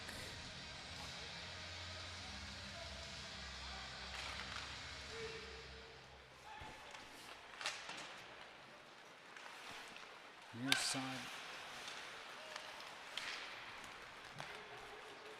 This is Habla hit hard.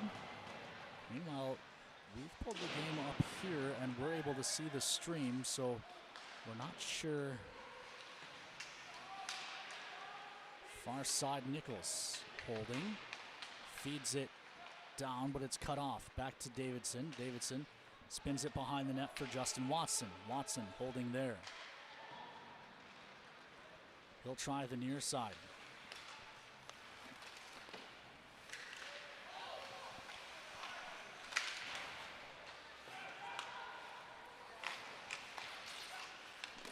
Long shot, save made by Cook. Rebound to the near quarter, Vicklin.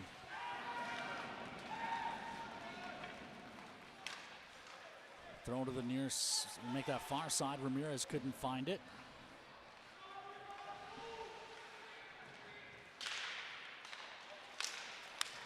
Puck along the near wall. Ty James delivers a hit on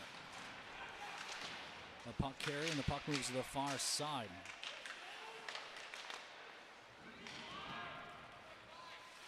Hinchcliffe and De Laurentiis to the near side, but the Toros escape. It was Ty James with a nifty move. 3-on-2 as the Toros hit the line. James the middle, and Habla just missed it.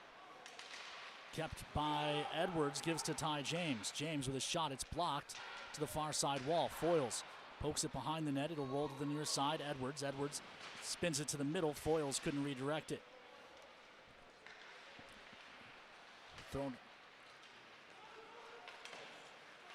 to the far side. Dumped in by the Toros.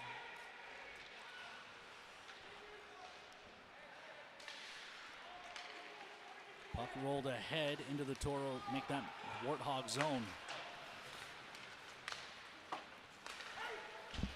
This is Affonen giving to Foyles, who chips it into the zone, tries to cut after it himself, but it's taken away by Ryan George. Affonen takes it back, but Gordon finds it, plays ahead. Good defense at the Toro blue line by Jax Warren. Puck to the near side, Affonen. Affonen has trouble on the wall, help from Connaught, whose name I've been saying wrong all season, as we learned during the first intermission interview. This one dumped in. It's Kenny poking at it. Sidorov has trouble. Help arrives. Affonen to the middle. Briggs Connaught into the zone. Briggs turning. Shot. Save made. No rebound given by Cody Misa. 6:35 left to go here in period number 2. Warthogs trail.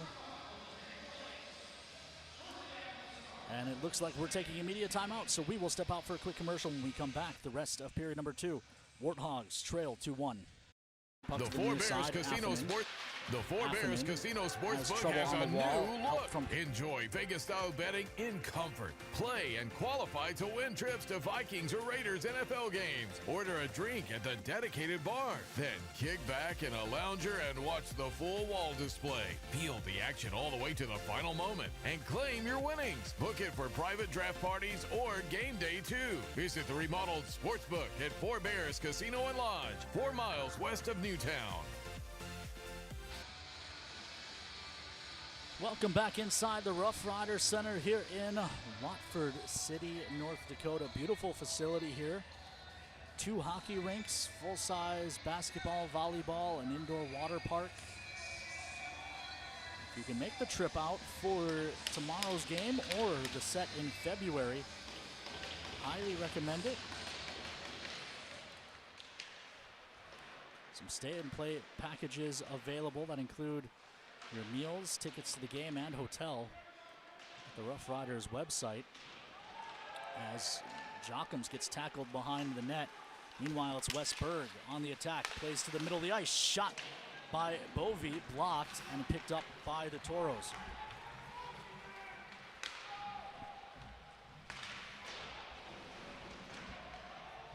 Far side. Bove across for Berg. Shot save made. Berg went between his own legs, I think.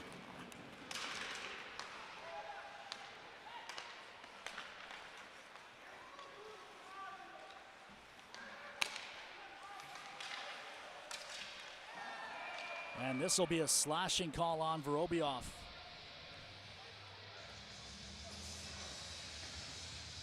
And the Warthogs will be short-handed for the first time this evening. The Mallard power play, 19.35%. That was 25th. The Warthog kill, 72.16. That ranks 30th in the North American Hockey League. Here's another look at that scoring chance, and he did, in fact, go between his own legs to try that shot. But Cook was able to answer. Warthogs win the draw. Ty James eludes a check and then spins it back the way he came, and it does get out to neutral. De Laurentiis back on it. Drops it across for Ryan George.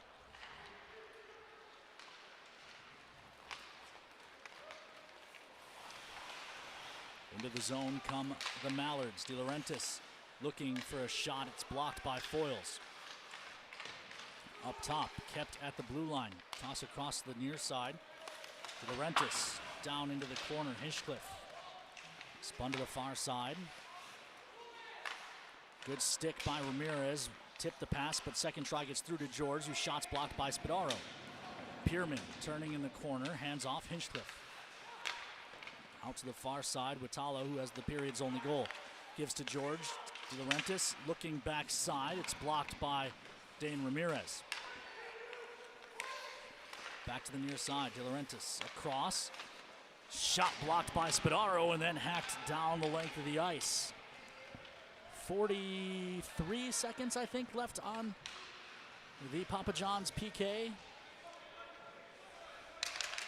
Hard to read the penalty time as it's on the same wall we are. This is taken away. Edwards to Jockums, whose shot is blocked up and out of play. Toros just one shorthanded goal for on the season, which is 25th in the league. The Mallards, despite their struggles, have been very good at limiting shorthanded goals against. 8th in the league. They've only allowed 2. Palindrome on the clock, 4:04 to play, 23 ticks to talk on the Papa John's PK. As that shot was blocked, it ended up behind Jockums. Shout out to Grace Sandy for relaying the penalty time for me on the stoppage. She's not just running camera, she's doing hard work all night long. This is Davison to the far side.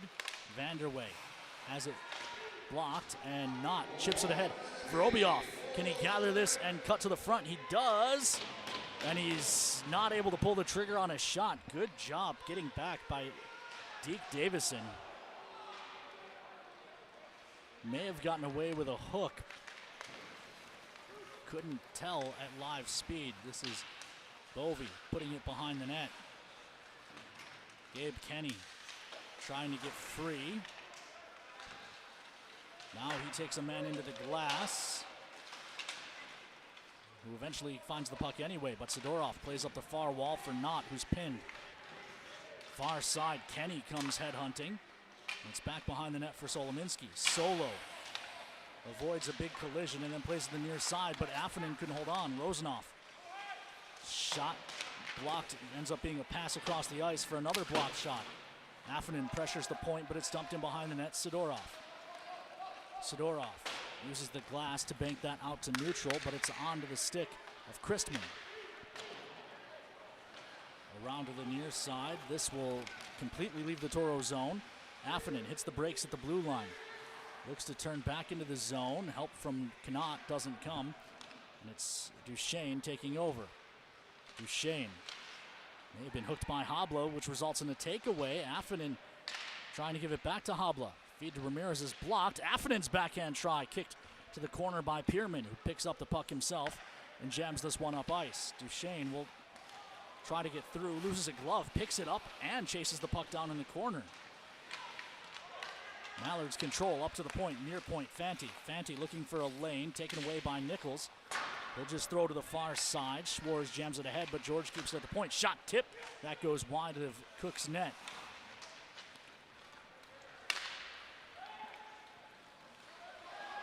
This thrown up ice, Fanti and Habla, and it's whistled to be a hand pass.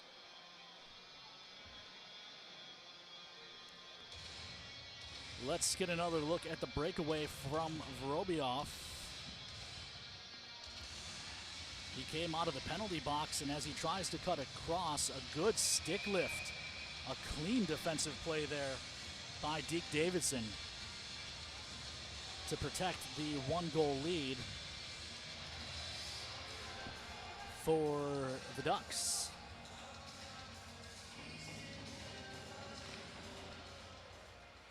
This is Ty James, long shot.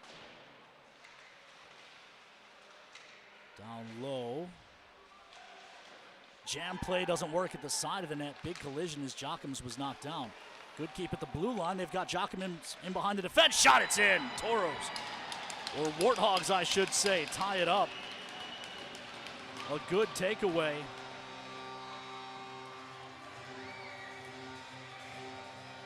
And a better finish for the Cardinal and Cream.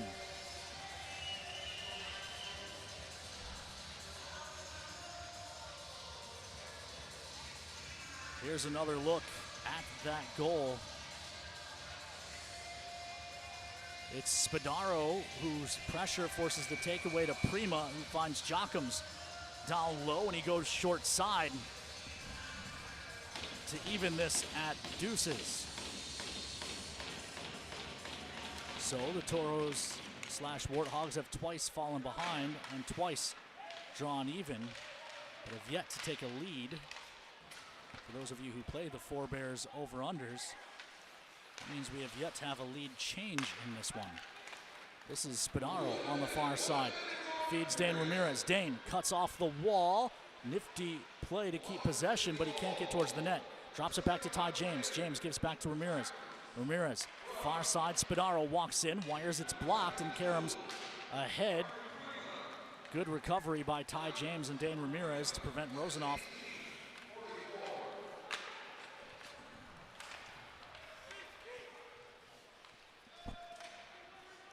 Spadaro flicks ahead.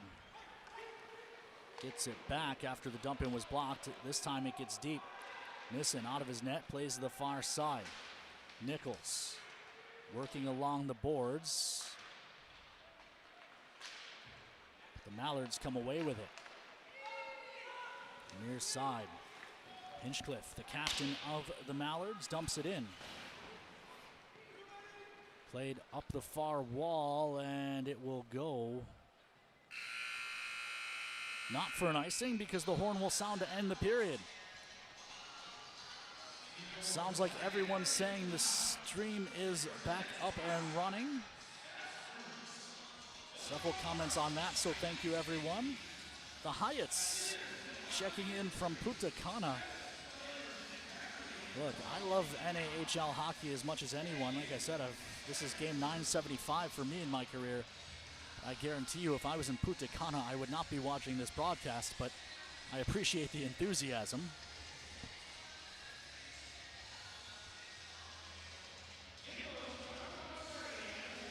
We'll have Olivia at ice level, I assume, with Braden Jockums, who scored the equalizer late in this period.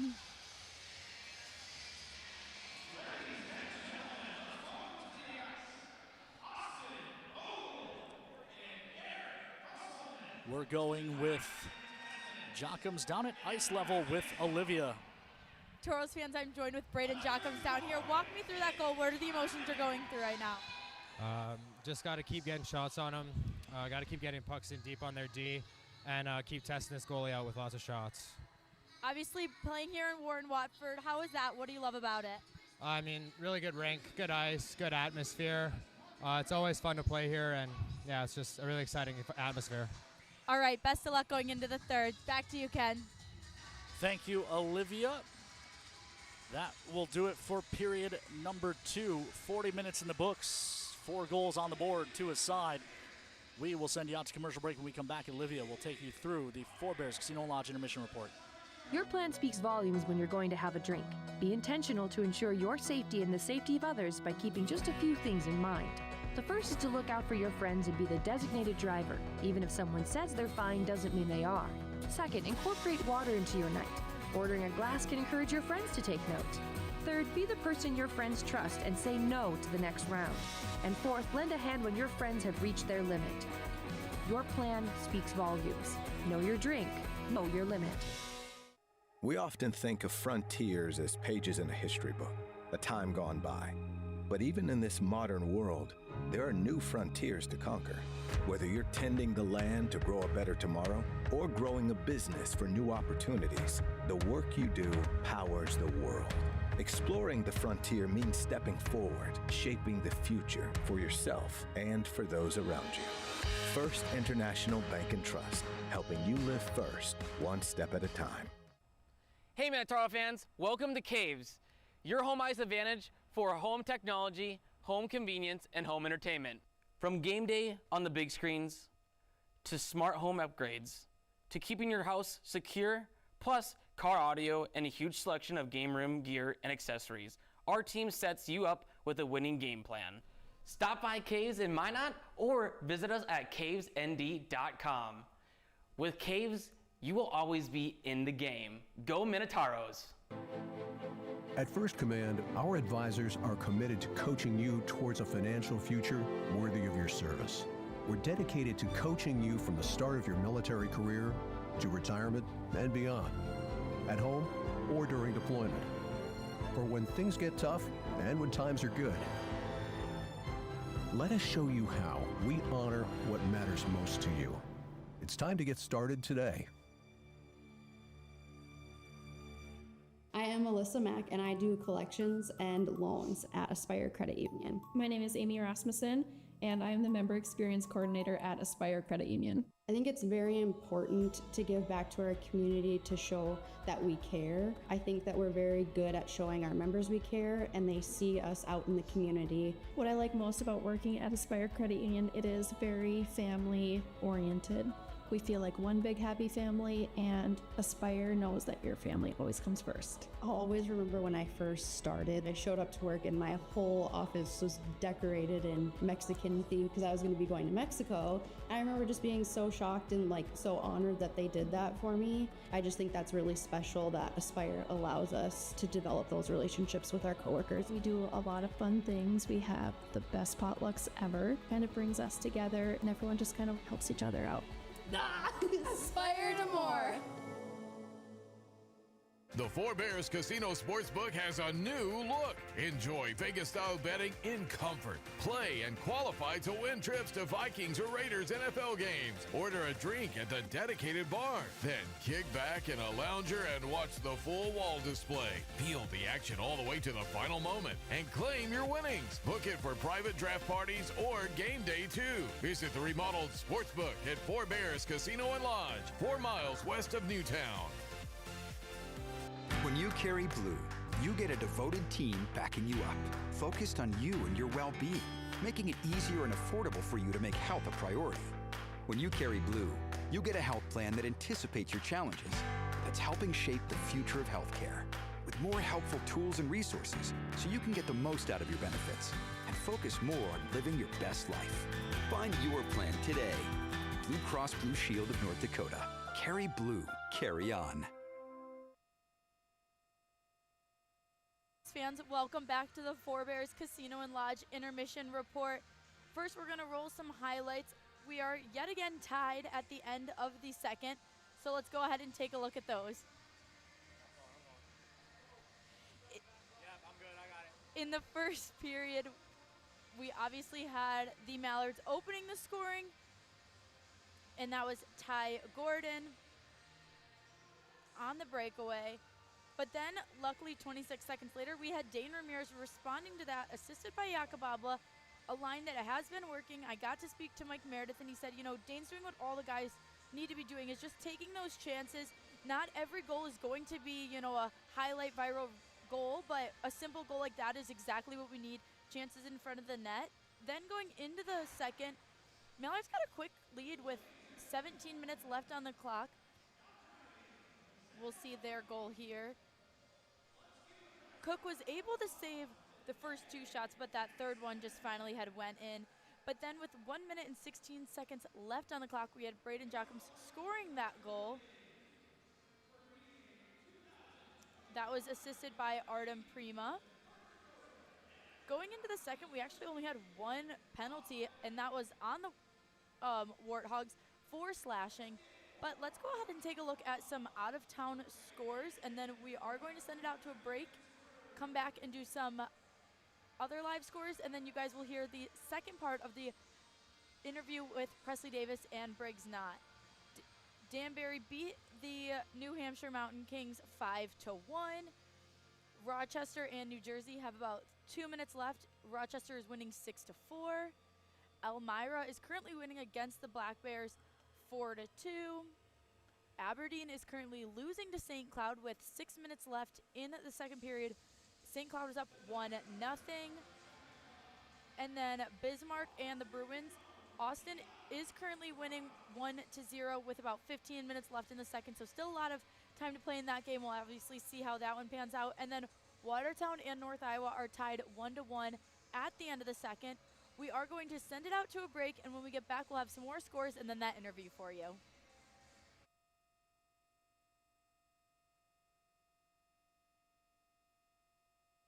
Since 2003, the architects and engineers at Ackerman Esvold have been enhancing everyday life. From response times to commute times, we've helped create critical infrastructure, enhancing highway safety, flood protection, and public education.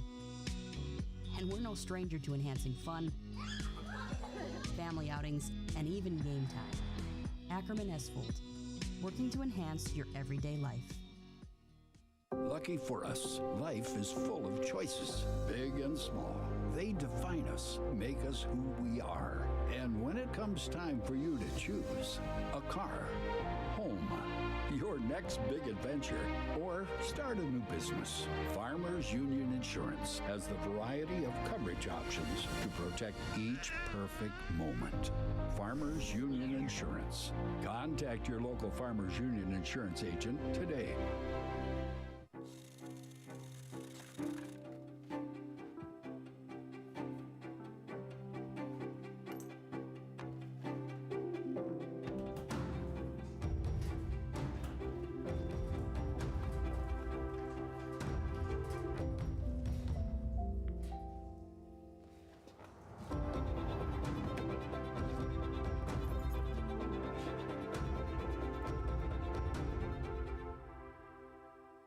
All right, Genty, time to learn the option play. Come on, Coach.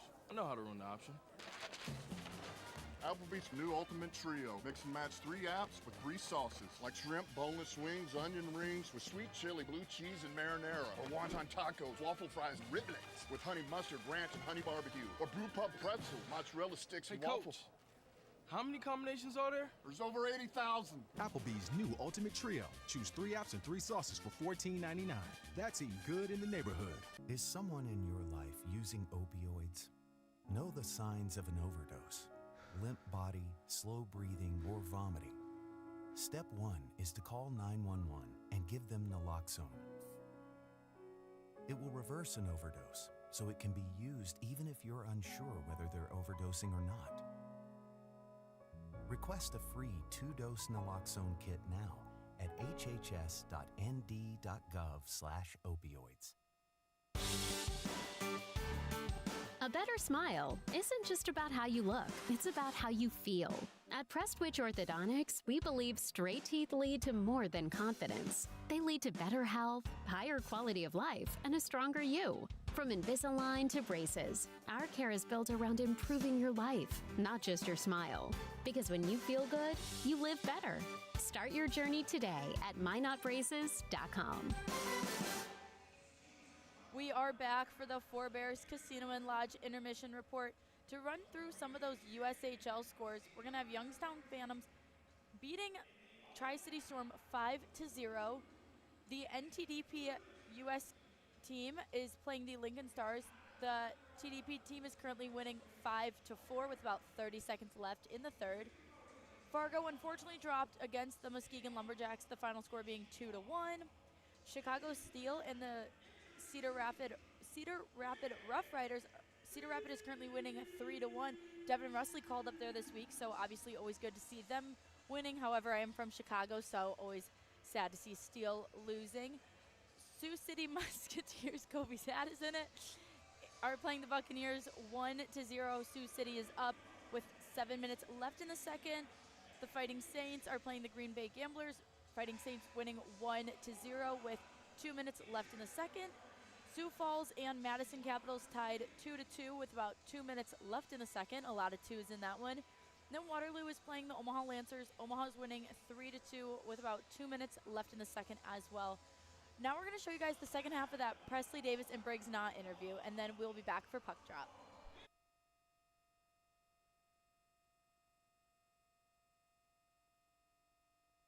Yeah, and let's go to your time in Minot so far. What has been your biggest takeaway during your time here? Not each day is promised. Like, it can change in a heartbeat. I learned that when I was cut after, I think it was a showcase I was cut, and then the day I got the call back, I knew I was going to have to make the most of it if I wanted to stay. What are your goals for this season? Just continue to grow. Like, it's my first year of junior hockey. Everything's new to me, so it's just each game getting more and more confident and hopefully getting better each game. What part of your game do you feel like has grown the most this season? I would just say, like, my confidence and my physicality. Like, haven't always been the most physical player, but now I've been, like, getting into guys a little bit, creating turnovers on the forecheck, so that's definitely been something that's helped me this year. You know, you mentioned getting cut and then you came back. When you were in Rochester, you had 10 points in 10 games. You came back, and then the game against St. Cloud that Saturday night, you got a goal and an assist, and that kind of started this, like, little point streak for you. You have 8 points so far this season. How does that feel? It feels great. Like, after going down and coming back up and making the most of it, like, it's a pretty big deal. So just gonna have to keep it going. Who on the team did you, like, instantly click with? It could have been, you know, at the beginning of the season, or maybe someone recently that you feel like you've really clicked with. I would say, like, my line right now, me, Ivan, and Luca have been going really well together, and also me and Dane have been playing well together when we've been on the ice together. So. Can you tell me a little bit more about, like, that friendship that you have with him, maybe even off the ice, and what's kind of translating onto the ice? Yeah, all the guys are great. Like, there's not a single guy in the locker room I look at and just don't like. Still, they're all great. So we're all tight together, so it's a good group. On game days, how do you mentally prepare for it? Go time. I would say I try not to think about it too much earlier in the day, but as it gets closer and closer, then I start to dial in more and more, get to my routine and stuff like that. Do you have any, like, rituals or superstitions before a game? Not really. I mean, I'll change something up if something's not working, or have a different drink before the game or something. Just kind of see what works. Yeah. Mm-hmm. What's a moment from this season that you're probably going to talk about for the next 10 years? I'll just say my first goal. That was pretty cool, especially the situation I came in late in the game to end up winning the game. So that was definitely one of my favorite memories. What do you hope people remember about your time in Minot? Just that I'm a hard worker and that I'm a good person. I think that's one of the most important parts, is that I leave a place knowing that people think I'm a good person. So I think that's pretty important to me, and a hard worker. So. Yeah.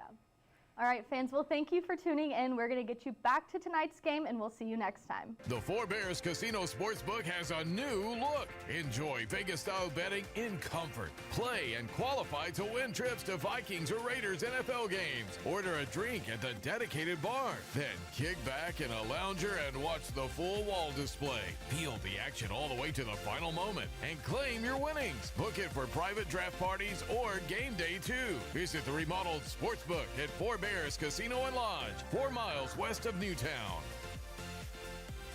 Circle Sanitation is a locally owned family business providing quality waste hauling services since 1980. We provide service to residential and commercial customers, as well as roll-off service for large projects and construction sites. We are dedicated to providing excellent service at competitive prices without deceptive contracts or hidden fees. For more on what Circle Sanitation can do for you, call us or visit circlesanitation.com. At Northwest Tire, we have tires for everyone. Needs tires that are reliable and safe to get her family where they need to be. Needs a tire that's heavy duty for all of his off-roading adventures. Needs tires that can get him from point A to point B. No matter what you drive or your budget. Northwest Tire keeps you rolling down the road.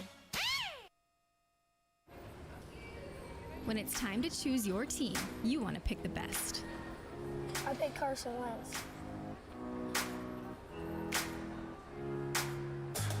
I pick Hunter Lipke. Where'd you come from? I was in football, just like you. always choose people you know and trust for your team. First Western, you can bank on us. If RPMs raise your BPMs, if the open road is an open invitation, then get up and go. Go turn some heads. Go turn a wrench. Go windows down. Go volume up. Go in. Go out. Go off. Napa has America's largest network of parts and care, here to keep you firing on all cylinders.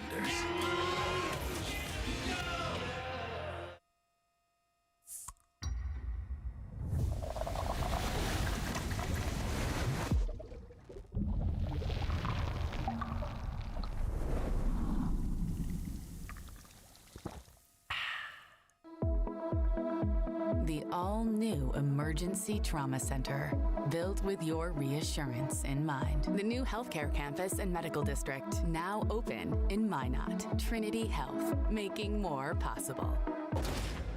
If RPMs raise your BPMs, if the open road is an open invitation, then get up and go. Go turn some heads. Go turn a wrench. Go windows down. Go volume up. Go in, go out, go off. Napa has America's largest network of parts and care, here to keep you firing on all cylinders.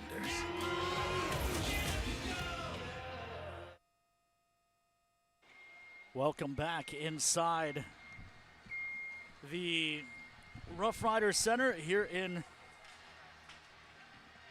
Watford City. As we get ready to start period number 3 between the Warthogs and Mallards. Of course, the Warthogs, the rebranded Minot Minotauros for this 4-game set here in Western North Dakota. Glad to have you aboard. We're tied 2-aside. Gordon and Watala with the goals for the Mallards, Ramirez and Jacquems for the Warthogs.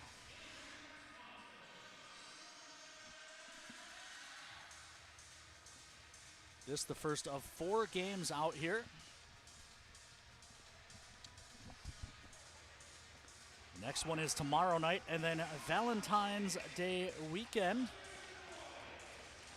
February 13th and 14th.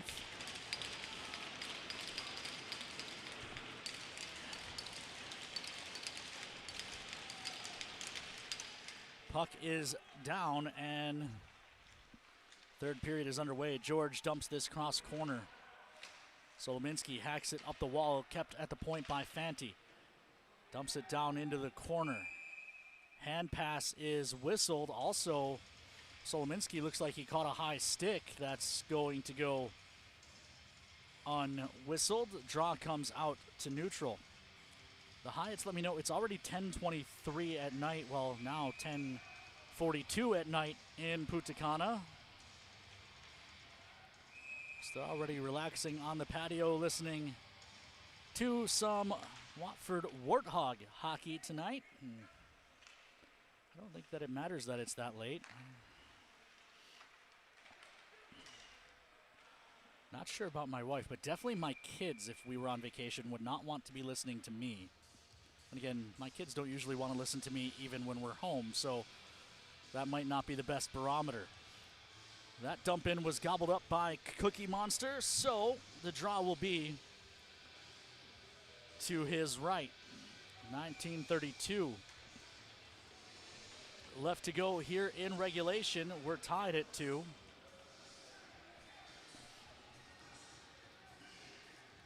It's Vanderway on the draw against Jacquems. They're going to toss Jacquems, so Prima steps in. Bouncing puck lays in the dot, and eventually it's Jacquems who swoops in and finds it. Played out to neutral. Jacquems gathers the loose puck. Tries to feather it in for Prima. Return feed broken up, and then Jacquems taken down. Vorobiev holds. Carries to the high slot. Tries a shot. Bar down. Doesn't go. course, normally we would have goal review, but much to the chagrin of the Toro bench right now, there is no goal review due to the neutral site. This goes down the ice, no icing either. And now Tyler Ebner letting the officials hear it. To be honest, I did not think that went. I thought that went crossbar and out. But that's a harder read from the bench as this one dumped down. I think the Toros bench thinks that was back bar. Tyler Ebner over to talk to Vorobioff, the shooter. Meanwhile, offensive zone, Toros control. Long shot from the point is blocked off the stick of Kenny. Jax Warren's shot deflects to the corner. Pops up high in the air. Edwards finds it. Defender without a stick, so one pass back from a forward. Edwards punches it up the wall. Puck rolled deep. Back after it is Smith Connect. Far side Foyles can't find it. Jax Warren does, and he throws it to the corner for Edwards. Edwards puts it to the front, poked away from Foyles by Hinchcliffe. And finally, the Mallards go the other way and dump it in behind the Toro net. They're changing, so that gives time and space for Pikic, who throws up the near wall. George sweeps across to Fanti at the Mallard blue line. He dumps it down the ice. This should be an icing. No. Okay. So we'll play on the near side. Toss to the middle. Solominski. Good to see he doesn't miss a shift after taking that high stick. But his mishandle at the blue line puts the Warthogs offside, and then stepping into him was Ryan George well after the whistle. And now they chat with each other. Here's another look at that scoring chance that the Toros bench thought went in. Vorobioff's shot. Yeah, I think that's crossbar and down to the ice. Tobe, I'm not sure if you can get us another look at the next whistle a little bit slower. This is Pikic back on it. He's tied up. It's put in front. Jam play, and it ends up behind the cage to Pikic. Spun around the near side. George keeps it at the point for a shot that's blocked out front by traffic. Tack to tape for Solominski, and he'll look to turn the Warthogs up ice. The pass was off the mark, and George takes over. Spins across to the far side, Fanti. Fanti speeds ahead, gets hit by Solominski. But the puck still deep. Thrown in front. Tip play doesn't go. I believe it was the paddle of Cook that broke it up. Sidorov gains the line, plays it across. Shot blocked off the stick of Connaught. He'll poke it down the wall.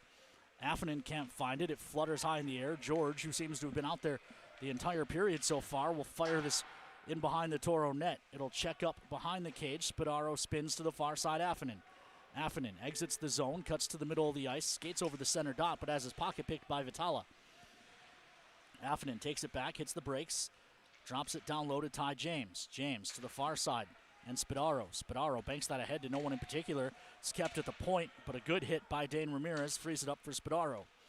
In behind, James flicks to the near side wall. Again, no one there for the Toros. That allows the Mallards to take over. Watson throws that ahead. It was tipped at the red line, so no icing. Spadaro has to play. He's after it, but pressure coming immediately from Rosenoff. Warthogs control, thrown along to the near side wall, spun to the middle blindly, and eventually Habla does find it. Warthogs are up ice. It's for Dane Ramirez. Big hit by Nichols, as it was Rosenoff coming after him. Nichols got the better of it. Now the puck loose. Nichols couldn't find it, and it's flicked the other way. Ty James and Rosenoff come together. Good defense there by Ty James. Kenny steps in to help clean up the mess. Ty ahead. It takes a fortunate roll out to neutral, but Christman dumps it right back in. Ty James turned that over. Berg turning on the far wall. Berg comes to the near side. Christman, long shot blocker save. Rebound to the far side wall. Vanderway turns it down low. It kicks free. Vorobioff feeds it to Kenny. Kenny up ice. Dumps it in on net. Will he pressure? He will, and that forces a cover. And now we've got some more pushing and shoving, but no penalties coming. Here's another look at that scoring chance.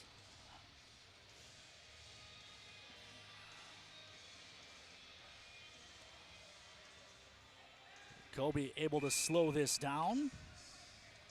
Yeah, bar and then down into the blue paint and to the back of the goaltender before being punched out. Jockums to the far wall. This rolled up ice won't go far enough for an icing before it's chased down by Vanderway. Prima gathers, comes to the near side, Vorobiev looks to cut to the middle as mishandle, puts his mates offside, so he has to let it lay for Bovey. Bovey drops it back to George. The ever-present George rolls this down the ice. It'll end up on net, so no icing. Schwarz has Prima. Prima touches it deep into the zone. Vorobiev after it. Neeson out of his net, throws to the near side. George cuts the middle of the ice, looks for Pierman. That was off the mark, and the Toros win the race. That goes for an icing. Icing's brought to you by our friends at Minot's Finest Collision Center.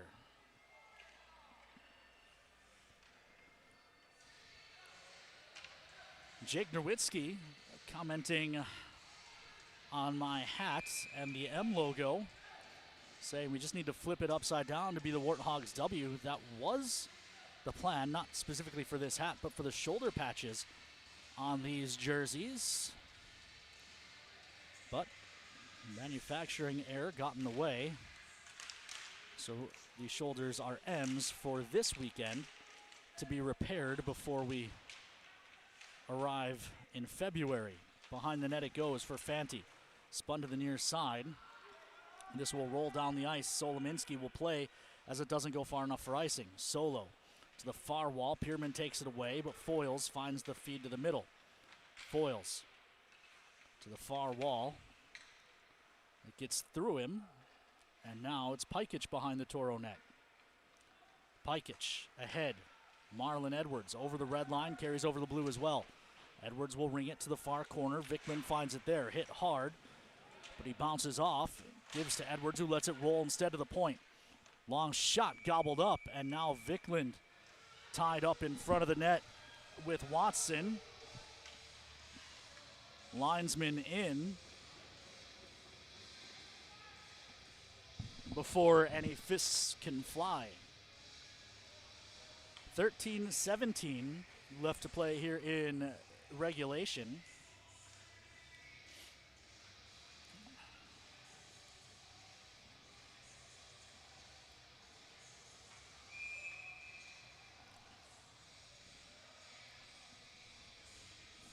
Draw to the right of the Mallards net.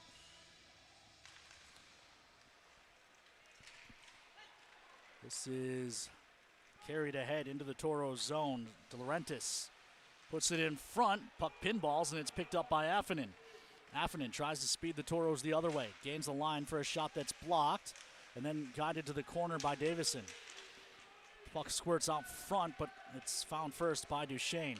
He leaves far side Gordon. Gordon back to Duchesne. Duchesne from the circle tries a shot that's blocked. It'll carry him to the near side wall. Affonen hoists ahead. He missed Sidorov. Can Sidorov chase it down? He does. Sidorov leaves it for Knott. Knott trying to turn out of the corner. Tries a shot from a tough angle. Stopped by Neeson. Picked up instead. And sent down the ice. They'll wave off ice, and good hustle by Kuznier. Puck dug out by Habla from the scrum. Warren has it. Kenny swats it into the zone, and it goes for an icing. And now we've got more pushing and shoving. Will it result in a fight? It will not.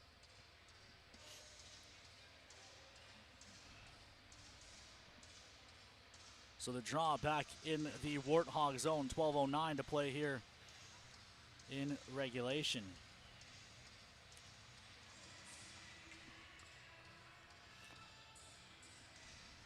I imagine most fans back in Minot rooting for the Watford Warthogs, but I have a feeling my youngest is not. Hannah, who's only almost 18 months old in about a week, only knows a handful of words. Duck is one of them, and I'm sure if she sees these jerseys, she would just be saying duck over and over again. So good thing Hannah didn't make the trip. Puck thrown up the near side. That ends up over the glass and out of play.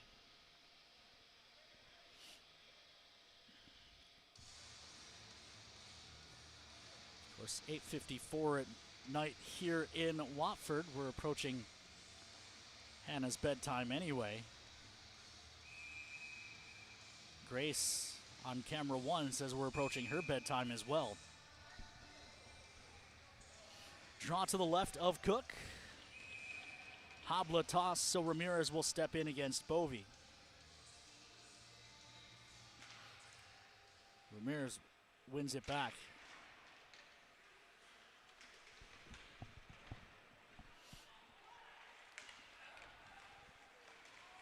Carried ahead, Ramirez trying to dance through George. He does, but ends up in the corner.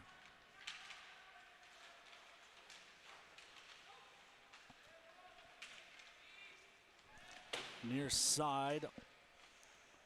It's out to neutral where Nichols drops it back. Solominski comes to the near side, Pikic. Toros try to dump that in, but it hits the protective netting roughly 10 feet above the glass. Where will they put this draw?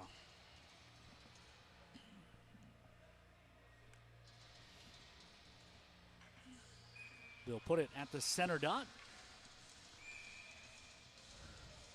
687 seconds left to go here in regulation. It's Davison dropping it back. Puck thrown up the near side wall. Spadaro finds it. Gives to Ty James, back to Spadaro. Spadaro comes near side, Prima. Toros gain the line. Prima tripped down. Toros bench wants a call, none forthcoming. Watala rolls this in. Ty James steps into him, freeing the puck up for Spadaro. Spadaro banks to the far side. Vorobioff hands to Spadaro. Near side, Prima. Prima to the middle. Vorobioff trying to cut through. Instead, he'll guide it up to the point. Long shot that goes wide. Jochums is right in the lap of Nissen. Meanwhile, up the far wall. How is that not too many men as that puck goes right into the Mallard change? Roughly 15 people on the Toro bench yelling too many men as well. No call coming. Bouncing puck in the slot of the Toro zone. Good job by Ty James to free that up, but it doesn't get out. Side of the net. Pierman shot, fought off. Rebound up top. Another shot blocked by Traffic. Follow-up try, shoveled wide.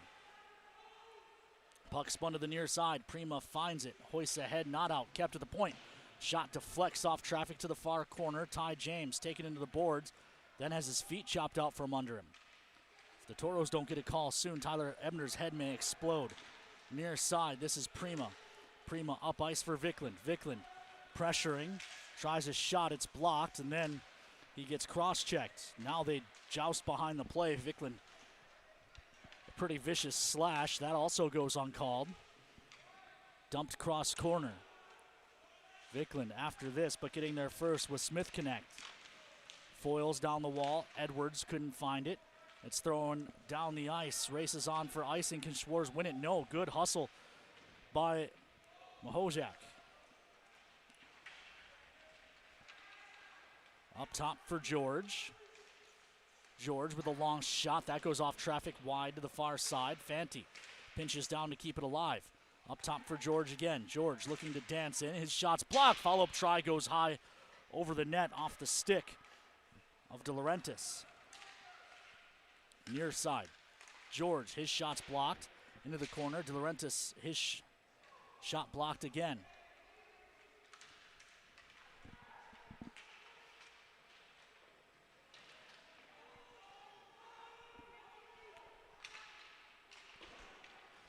George keeps it at the point for a moment, but Edwards frees it up 3-on-2 if the Toros hurry, but Viklund's been out there forever, so he has to go for a change. Foils stopped on that one, rolls it deep. Edwards working behind the net, trying to work it to the front, and Affinen who'd come on for Viklund. Meanwhile, Edwards is tackled, and finally they'll get a call. And and the Mallards touch. And now George and Sidorov having words. Let's send it down to Olivia Tosto, who is ice level. Liv, what do you got for us? Thanks, Ken. I got a chance to speak with Mike Meredith between both periods, and the number one thing, we need to be more intense. This whole week they were working on work ethic, and while he was not super pleased with the first, he said the second looked better. Dane Ramirez obviously having that goal in the first, doing the right thing, and as I talked about on the intermission show, not every goal is going to be a highlight reel, but making every goal count. Obviously on the scoreboard it always counts, so definitely that. And then also odd man rushes, creating those scoring chances and taking the shots on net is the biggest thing going into the third in order to win this. Back to you, Ken. Thank you, Olivia. Toros to the First Western Bank and Trust power play for the second time tonight. Control the draw. D to D. Solominski gives to Vorobiev. Vorobiev drops back up top. Solominski comes to the near side. Pikic looking for a shot. It deflects up over the glass. Side of the net. Shot save made by Nissen. It was Prima who found that loose puck. Toros will set it up again. Solominski to Vorobiev. Vorobiev gives to Pikic. Pikic shot. Blocker to side. He'll pinch down on Davison, who throws ahead, and it gets through Vorobiev and Solominski. Back on it is Vorobiev. Speeds ahead. Drops it back for Prima. Prima into the zone, trying to split the defenders. He's forced wide instead. Prima lost it. Solominski kept it at the point, but his pass across the blue line deflects up and out of play for a whistle. 7:18 left to go on the third period. Some amount of time left on the First Western Bank and Trust power play.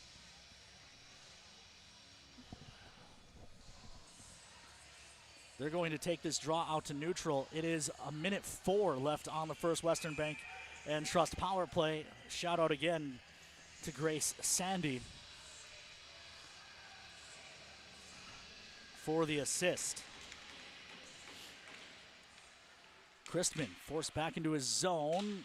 Ramirez kept it for a moment, but Christman finds it and promptly fires it off Prima's cage. Good thing he found one of the players who's under 18 on the Toro bench. Any of the overagers, we would have been driving 2 hours back to Minot to see Dr. Kemet.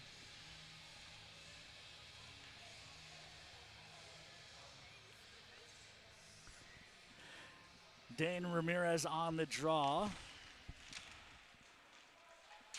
Won by the Mallards. Ty James keeps it. Fans on a pass. Second try gets across to Connaught. Connaught turning. Looks up top for James. James gives to Vickland. Vickland will carry in. Forced to turn at the hash marks. He'll go back up top for Ty James. Sweeps across for Knott. Connaught shot blocked up and out of play. A good stick by Christman. Denied the opportunity. 6:48 left to go here in the third. We've got Olivia Tosto at ice level once again. Ken, I feel like we need to discuss the fun fact that Presley and I found out this week that Briggs' last name is pronounced Connaught. I'm not sure if she kept that in the interview, but obviously super different than everyone pronouncing it not for the past couple games. Yes, last 8 games that he's played, I've said it wrong.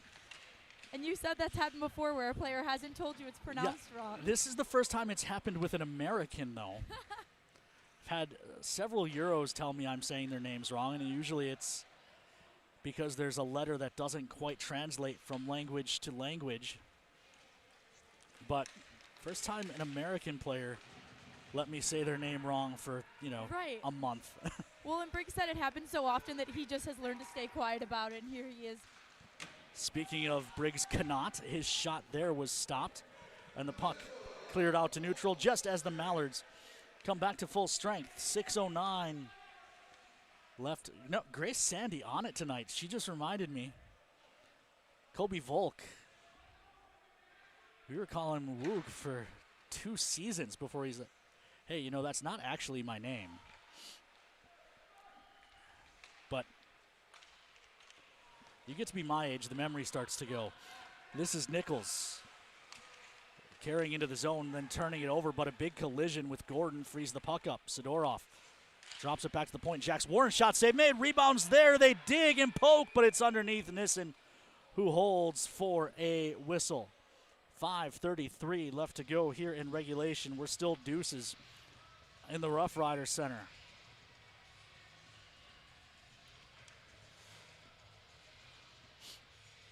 Get another look at that last scoring chance for the Toros with a helpful media timeout, which will give us a little bit more time to look at it.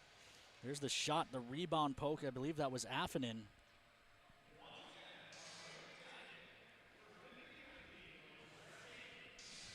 So, 5:33 to play. Take a look at the Warthogs or Toros team leaders in points. Prima, James, Ori, who is not in the lineup tonight.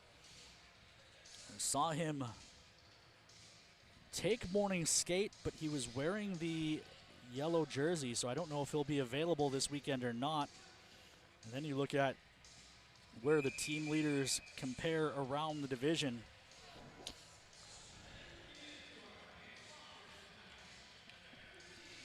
Olivia has some Ori news for us. Liv? Yes, as you said, he was in the yellow no-contact jersey, but I don't think he started skating until Wednesday. I think Monday and Tuesday he was just doing some off-the-ice training, but I got a chance to talk to him. He won't be playing this weekend, really hoping for next weekend, but it was a shoulder injury, so obviously you want to be super careful with that. For sure. Definitely don't want something that'll last all season long. Rather take a weekend off and make sure you're healed before you go back in. This draw will be to the left of Cook.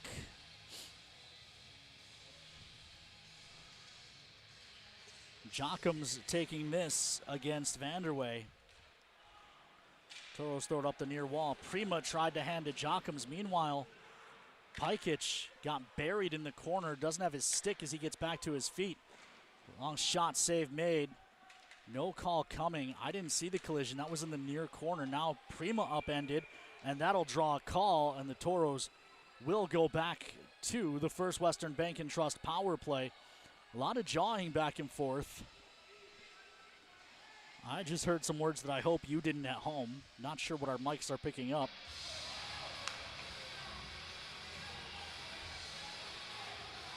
But it'll be Berg going to hockey jail for 2 minutes or less. Toros hoping to grant him early parole with a power play goal. 5:03 left in regulation. It'll be Jockham's, Vorobiev, Prima, Solominski, and Pikic to start the third First Western Bank and Trust power play of the evening for the Toros, second of the period. Toros eventually control the draw. Solominski given room at the far point. He'll come near point, Pikic. Pikic down the wall, gets it right back, gives to Solo. Solo to Vorobiev. Vorobiev tries a shot. That went off Jockham's to the near corner, and then Mallards find the rebound and clear. Good play by Solominski to grab that, play it down to his stick, and get the Toros right back in the zone. Fanti plays to the near side, then ties up Vorobiev. Toros win the scrum, play it back to Pikic. Pikic walks in, leaves off, he missed Solominski. Solo chases it down, keeps it in the zone, however. Solominski to the near side and Pikic. Pikic back to Solo, Solo holding at the top. Solominski looking for space, comes near side, Pikic, drops it down for Vorobiev, back up top, Solominski. Vorobiev at the blue line now, gives to Pikic near circle, shot save made, rebound loose, Toros can't find it. Good keep by Solominski though. Prima drops to Vorobiev, looking in front, good tip by Jockham's. Toros take a 3-2 lead with exactly 4 minutes to play.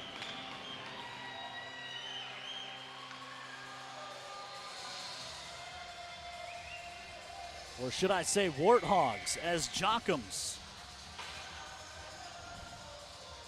gets his second of the night.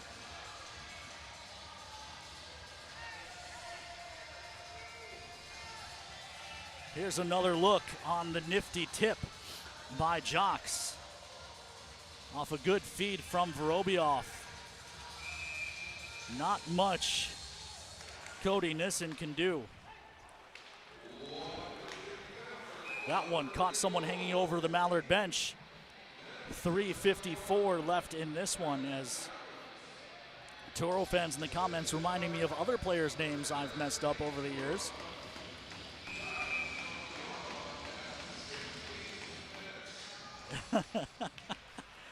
This is ahead. Of course, I mentioned 975th game for me in my career tonight. 800 and I think 6 of them with the Toros. So you do anything 806 times, you're going to make a few mistakes or a few hundred, you know, whatever. But I appreciate you all listening.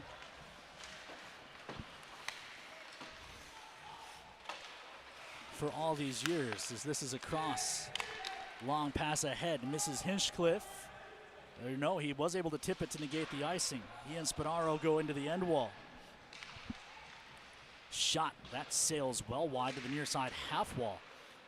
Mallards digging behind the Watford Warthog net. It'll spin to the near side. Chrisman keeps it. Goaltender started to inch out, but then as the puck came up to the blue line, he retreats back into his blue paint. Duchesne with a shot that's blocked. It's picked up by Ramirez. Ramirez just forces his way to the red line and then tries to chip it into the zone, but with only one hand on his stick, he couldn't. Dumped in by Duchesne as he was falling. Ty James back on this. 2:34 on the game clock. As the Mallards are forced back into their own end. Near side, nice touch play has Gordon, who opened the scoring. He drops off for Duchesne, looking far side. It missed the intended target in Davison. Toros take it away behind the net. Gabe Kenny carries up ice. On the near side, gains the red line, dumps it in.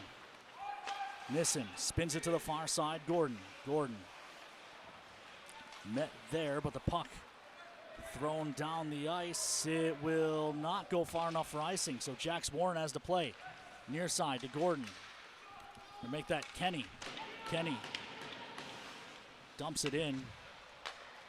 Far side Fanti. 106 seconds left as it's dumped into the Toro zone. Gabe Kenny back on it. Jams it up the wall, but Bovey's there. Bovey along the wall. Cuts to the net. Good stop by Cook, and the puck around to the near side. Net to our left is empty. 6 attackers on for the Mallards. Big hit in the corner. Puck poked free by Nichols. Berg, I should say, slow to get to his feet. Delayed call coming. It's a high stick. And I think the Toros are about to be shorthanded as they'll take Gabe Kenny to hockey jail. 1:19 left in regulation. The downside, Toros lose arguably their best defensive defenseman. Upside, you get free shots at the empty net 200 feet down the ice. Timeout taken by the Mallards. Kobe, can you get us another look at the goal that right now is the difference in this one? It was scored. It was Braden Jockums on the power play, his second of the evening.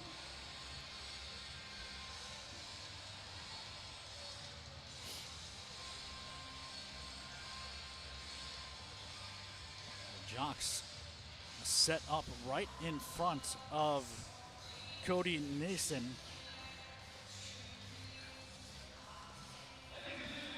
And was able to redirect. Solo really, with that good keep, starts the play. Hands off to the far side. Prima dropped it down to Vorobiev, who walks in and draws the goaltender. Jockums does well to back off and give himself room to redirect that. Earlier in the play, he had been right on the goaltender as Vorobiev drove. Jockums backed off, gave himself about a foot, and presented a target for Vorobiev.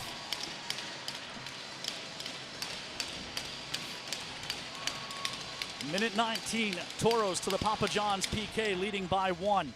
Fanti controls the draw, leaves off far side. They touch it up top. George to Fanti near circle. Fanti looks across. Pass off the mark. It was intended for Watala. Long shot blocked out front. It was Spadaro. George keeps it in at the far point. Near point. Fanti back to George. Top of the umbrella. Leaves off far side. They sweep to the near side. Fanti back up top for George. Long shot. Double deflection goes wide. Puck loose behind the net. Solominski finds it and gets the clear. 47 seconds left. Final minute of play brought to you by our friends at Northern Plains Equipment. 40 seconds as the Mallards start up ice. Leave off on the far side. It's Bovey. Bovey touches it into the zone, gathers it himself, hits the brakes, the bottom of the circle, spins it up top for George. George near side, Fanti. Fanti near circle, long shot into the glove of Cook. 27 seconds left in regulation. Toros / Warthogs lead by a score of 3-2. The Tims checking in from Fargo. Wally Mock reminding me it was Miroslav Mucha, whose name I said wrong for a couple of seasons as well. See, that's one of the Euros I was talking about. Now we've got a whistle, a bad drop, and the clock had started. 0.6 of a second had run off. I don't know how they would have the clock operator hold the clock for 0.6 of a second. I don't know how you even count to 0.6 of a second. But it looks like that's, nope, now Hunter Sporton, Johnny on the spot, puts the 27 back on. Toros win the draw but fail to clear. Watala on the far side, drops it down low. Hinchcliffe comes to the near side. Fanti tries to dance in. Sidorov takes it away and clears. A big yell from the Toro bench, just 10 seconds.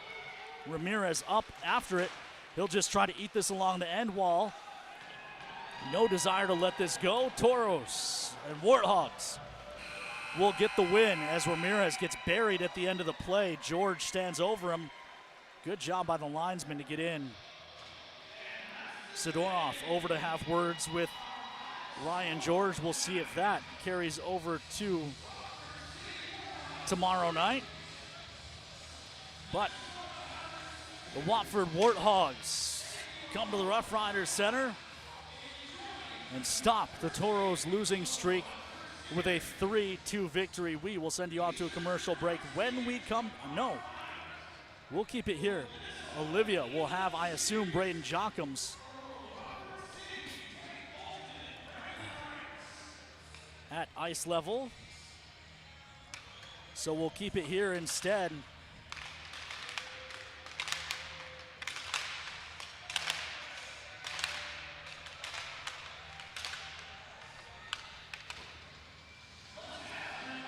I don't know if we'll have 3 stars here in Watford. I forgot to check with the Watford-based Game Ops crew, but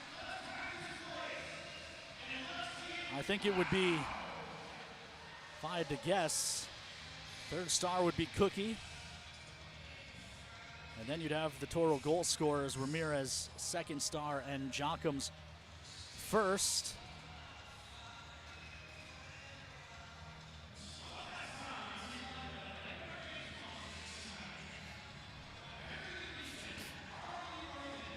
We'll have, all right, let's just send it out to a quick commercial break. We'll come back with Olivia at ice level in just a moment. Just a 30-second break here on the Minotauros Network. In life, there's good, better, and the best. The same theme applies for our car and light truck tires at Northwest Tire. We offer you good tires, better tires, and the best tires. Which choice is right for you? That depends on your tire performance needs and your budget. The choice is yours. Come in and talk to one of our tire experts, and we'll help you decide which tire is best for you. Welcome back inside the Rough Riders Center here in Watford City, North Dakota, where the Watford Warthogs score a 3-2 victory, thanks in large part to the man standing next to Olivia Tosto on the Toro / Warthog bench. Liv, Thanks, Ken. I'm joined with Braden Jacobs. Braden, you scored 2 of tonight's goals. Emotions right now? Feels good to get back in the win column. It's been a tough couple weeks, so it feels good to come together as a group and play a full game like that and come out with 2 points. You know, you were out with an injury for a couple weeks, but wanted to still spend your time in Minot. What has it been being back in the locker room, back on the ice? Super special. I mean, I love this group of guys, and I take a bullet for any one of them, and it feels awesome to be able to play hockey with them and just be around them 24/7, and it's hard to explain in words. It's just super special. Well, congratulations. Back to you, Ken. Thank you, Olivia. We'll keep it here for the Farmers Union postgame show. Let's take a look at the highlights from tonight's action. It was the Mallards who opened the scoring. Ty Gordon from Justin Watson, 15:08 into the period. Gordon snuck behind the Warthog defense and was alone on a breakaway and was able to sneak one by Cook. But just 26 seconds later, it would be Dane Ramirez off a fancy deflection from a Jacob Habla shot. And that had the game tied at 1 after 1. We'd move to the second period, and again, it would be the Mallards who would strike first. Bryce Watala from Ryan George caught that pass. Cook made the first stop, but the second one got by him. But then it was Braden Jockham's time. First, a good play by Spadaro and Prima to get the takeover, and Jockham's, who was hiding in behind the defense, gets his own mini breakaway and scores to tie the game. That with just 1:16 left in the second. Then in the fourth, a good keep by Solominski with the Toros on the power play. And then a puck down to Vorobiev, who finds Jockham's, and I broke it down earlier during the timeout. He did such a good job. He was providing the screen, and to the last second backed off and gave Vorobiev a target to make that pass. And the redirect went right by Cody Neeson to give the Warthogs the 3-2 lead. A late penalty on Gabe Kenny provided some drama, but the Papa John's PK stands strong for the Warthogs. And they're able to close it out, a 3-2 win in the first of 4 here in Watford City. We will be right back here tomorrow with a 6:45 pregame show. Until then, for Grace Sandy, Kobe Brault, Olivia Tosto, and myself, Ken Oda, we're hoping you enjoyed the broadcast. Regardless of who you were cheering for, we'll talk to you tomorrow night at 6:45.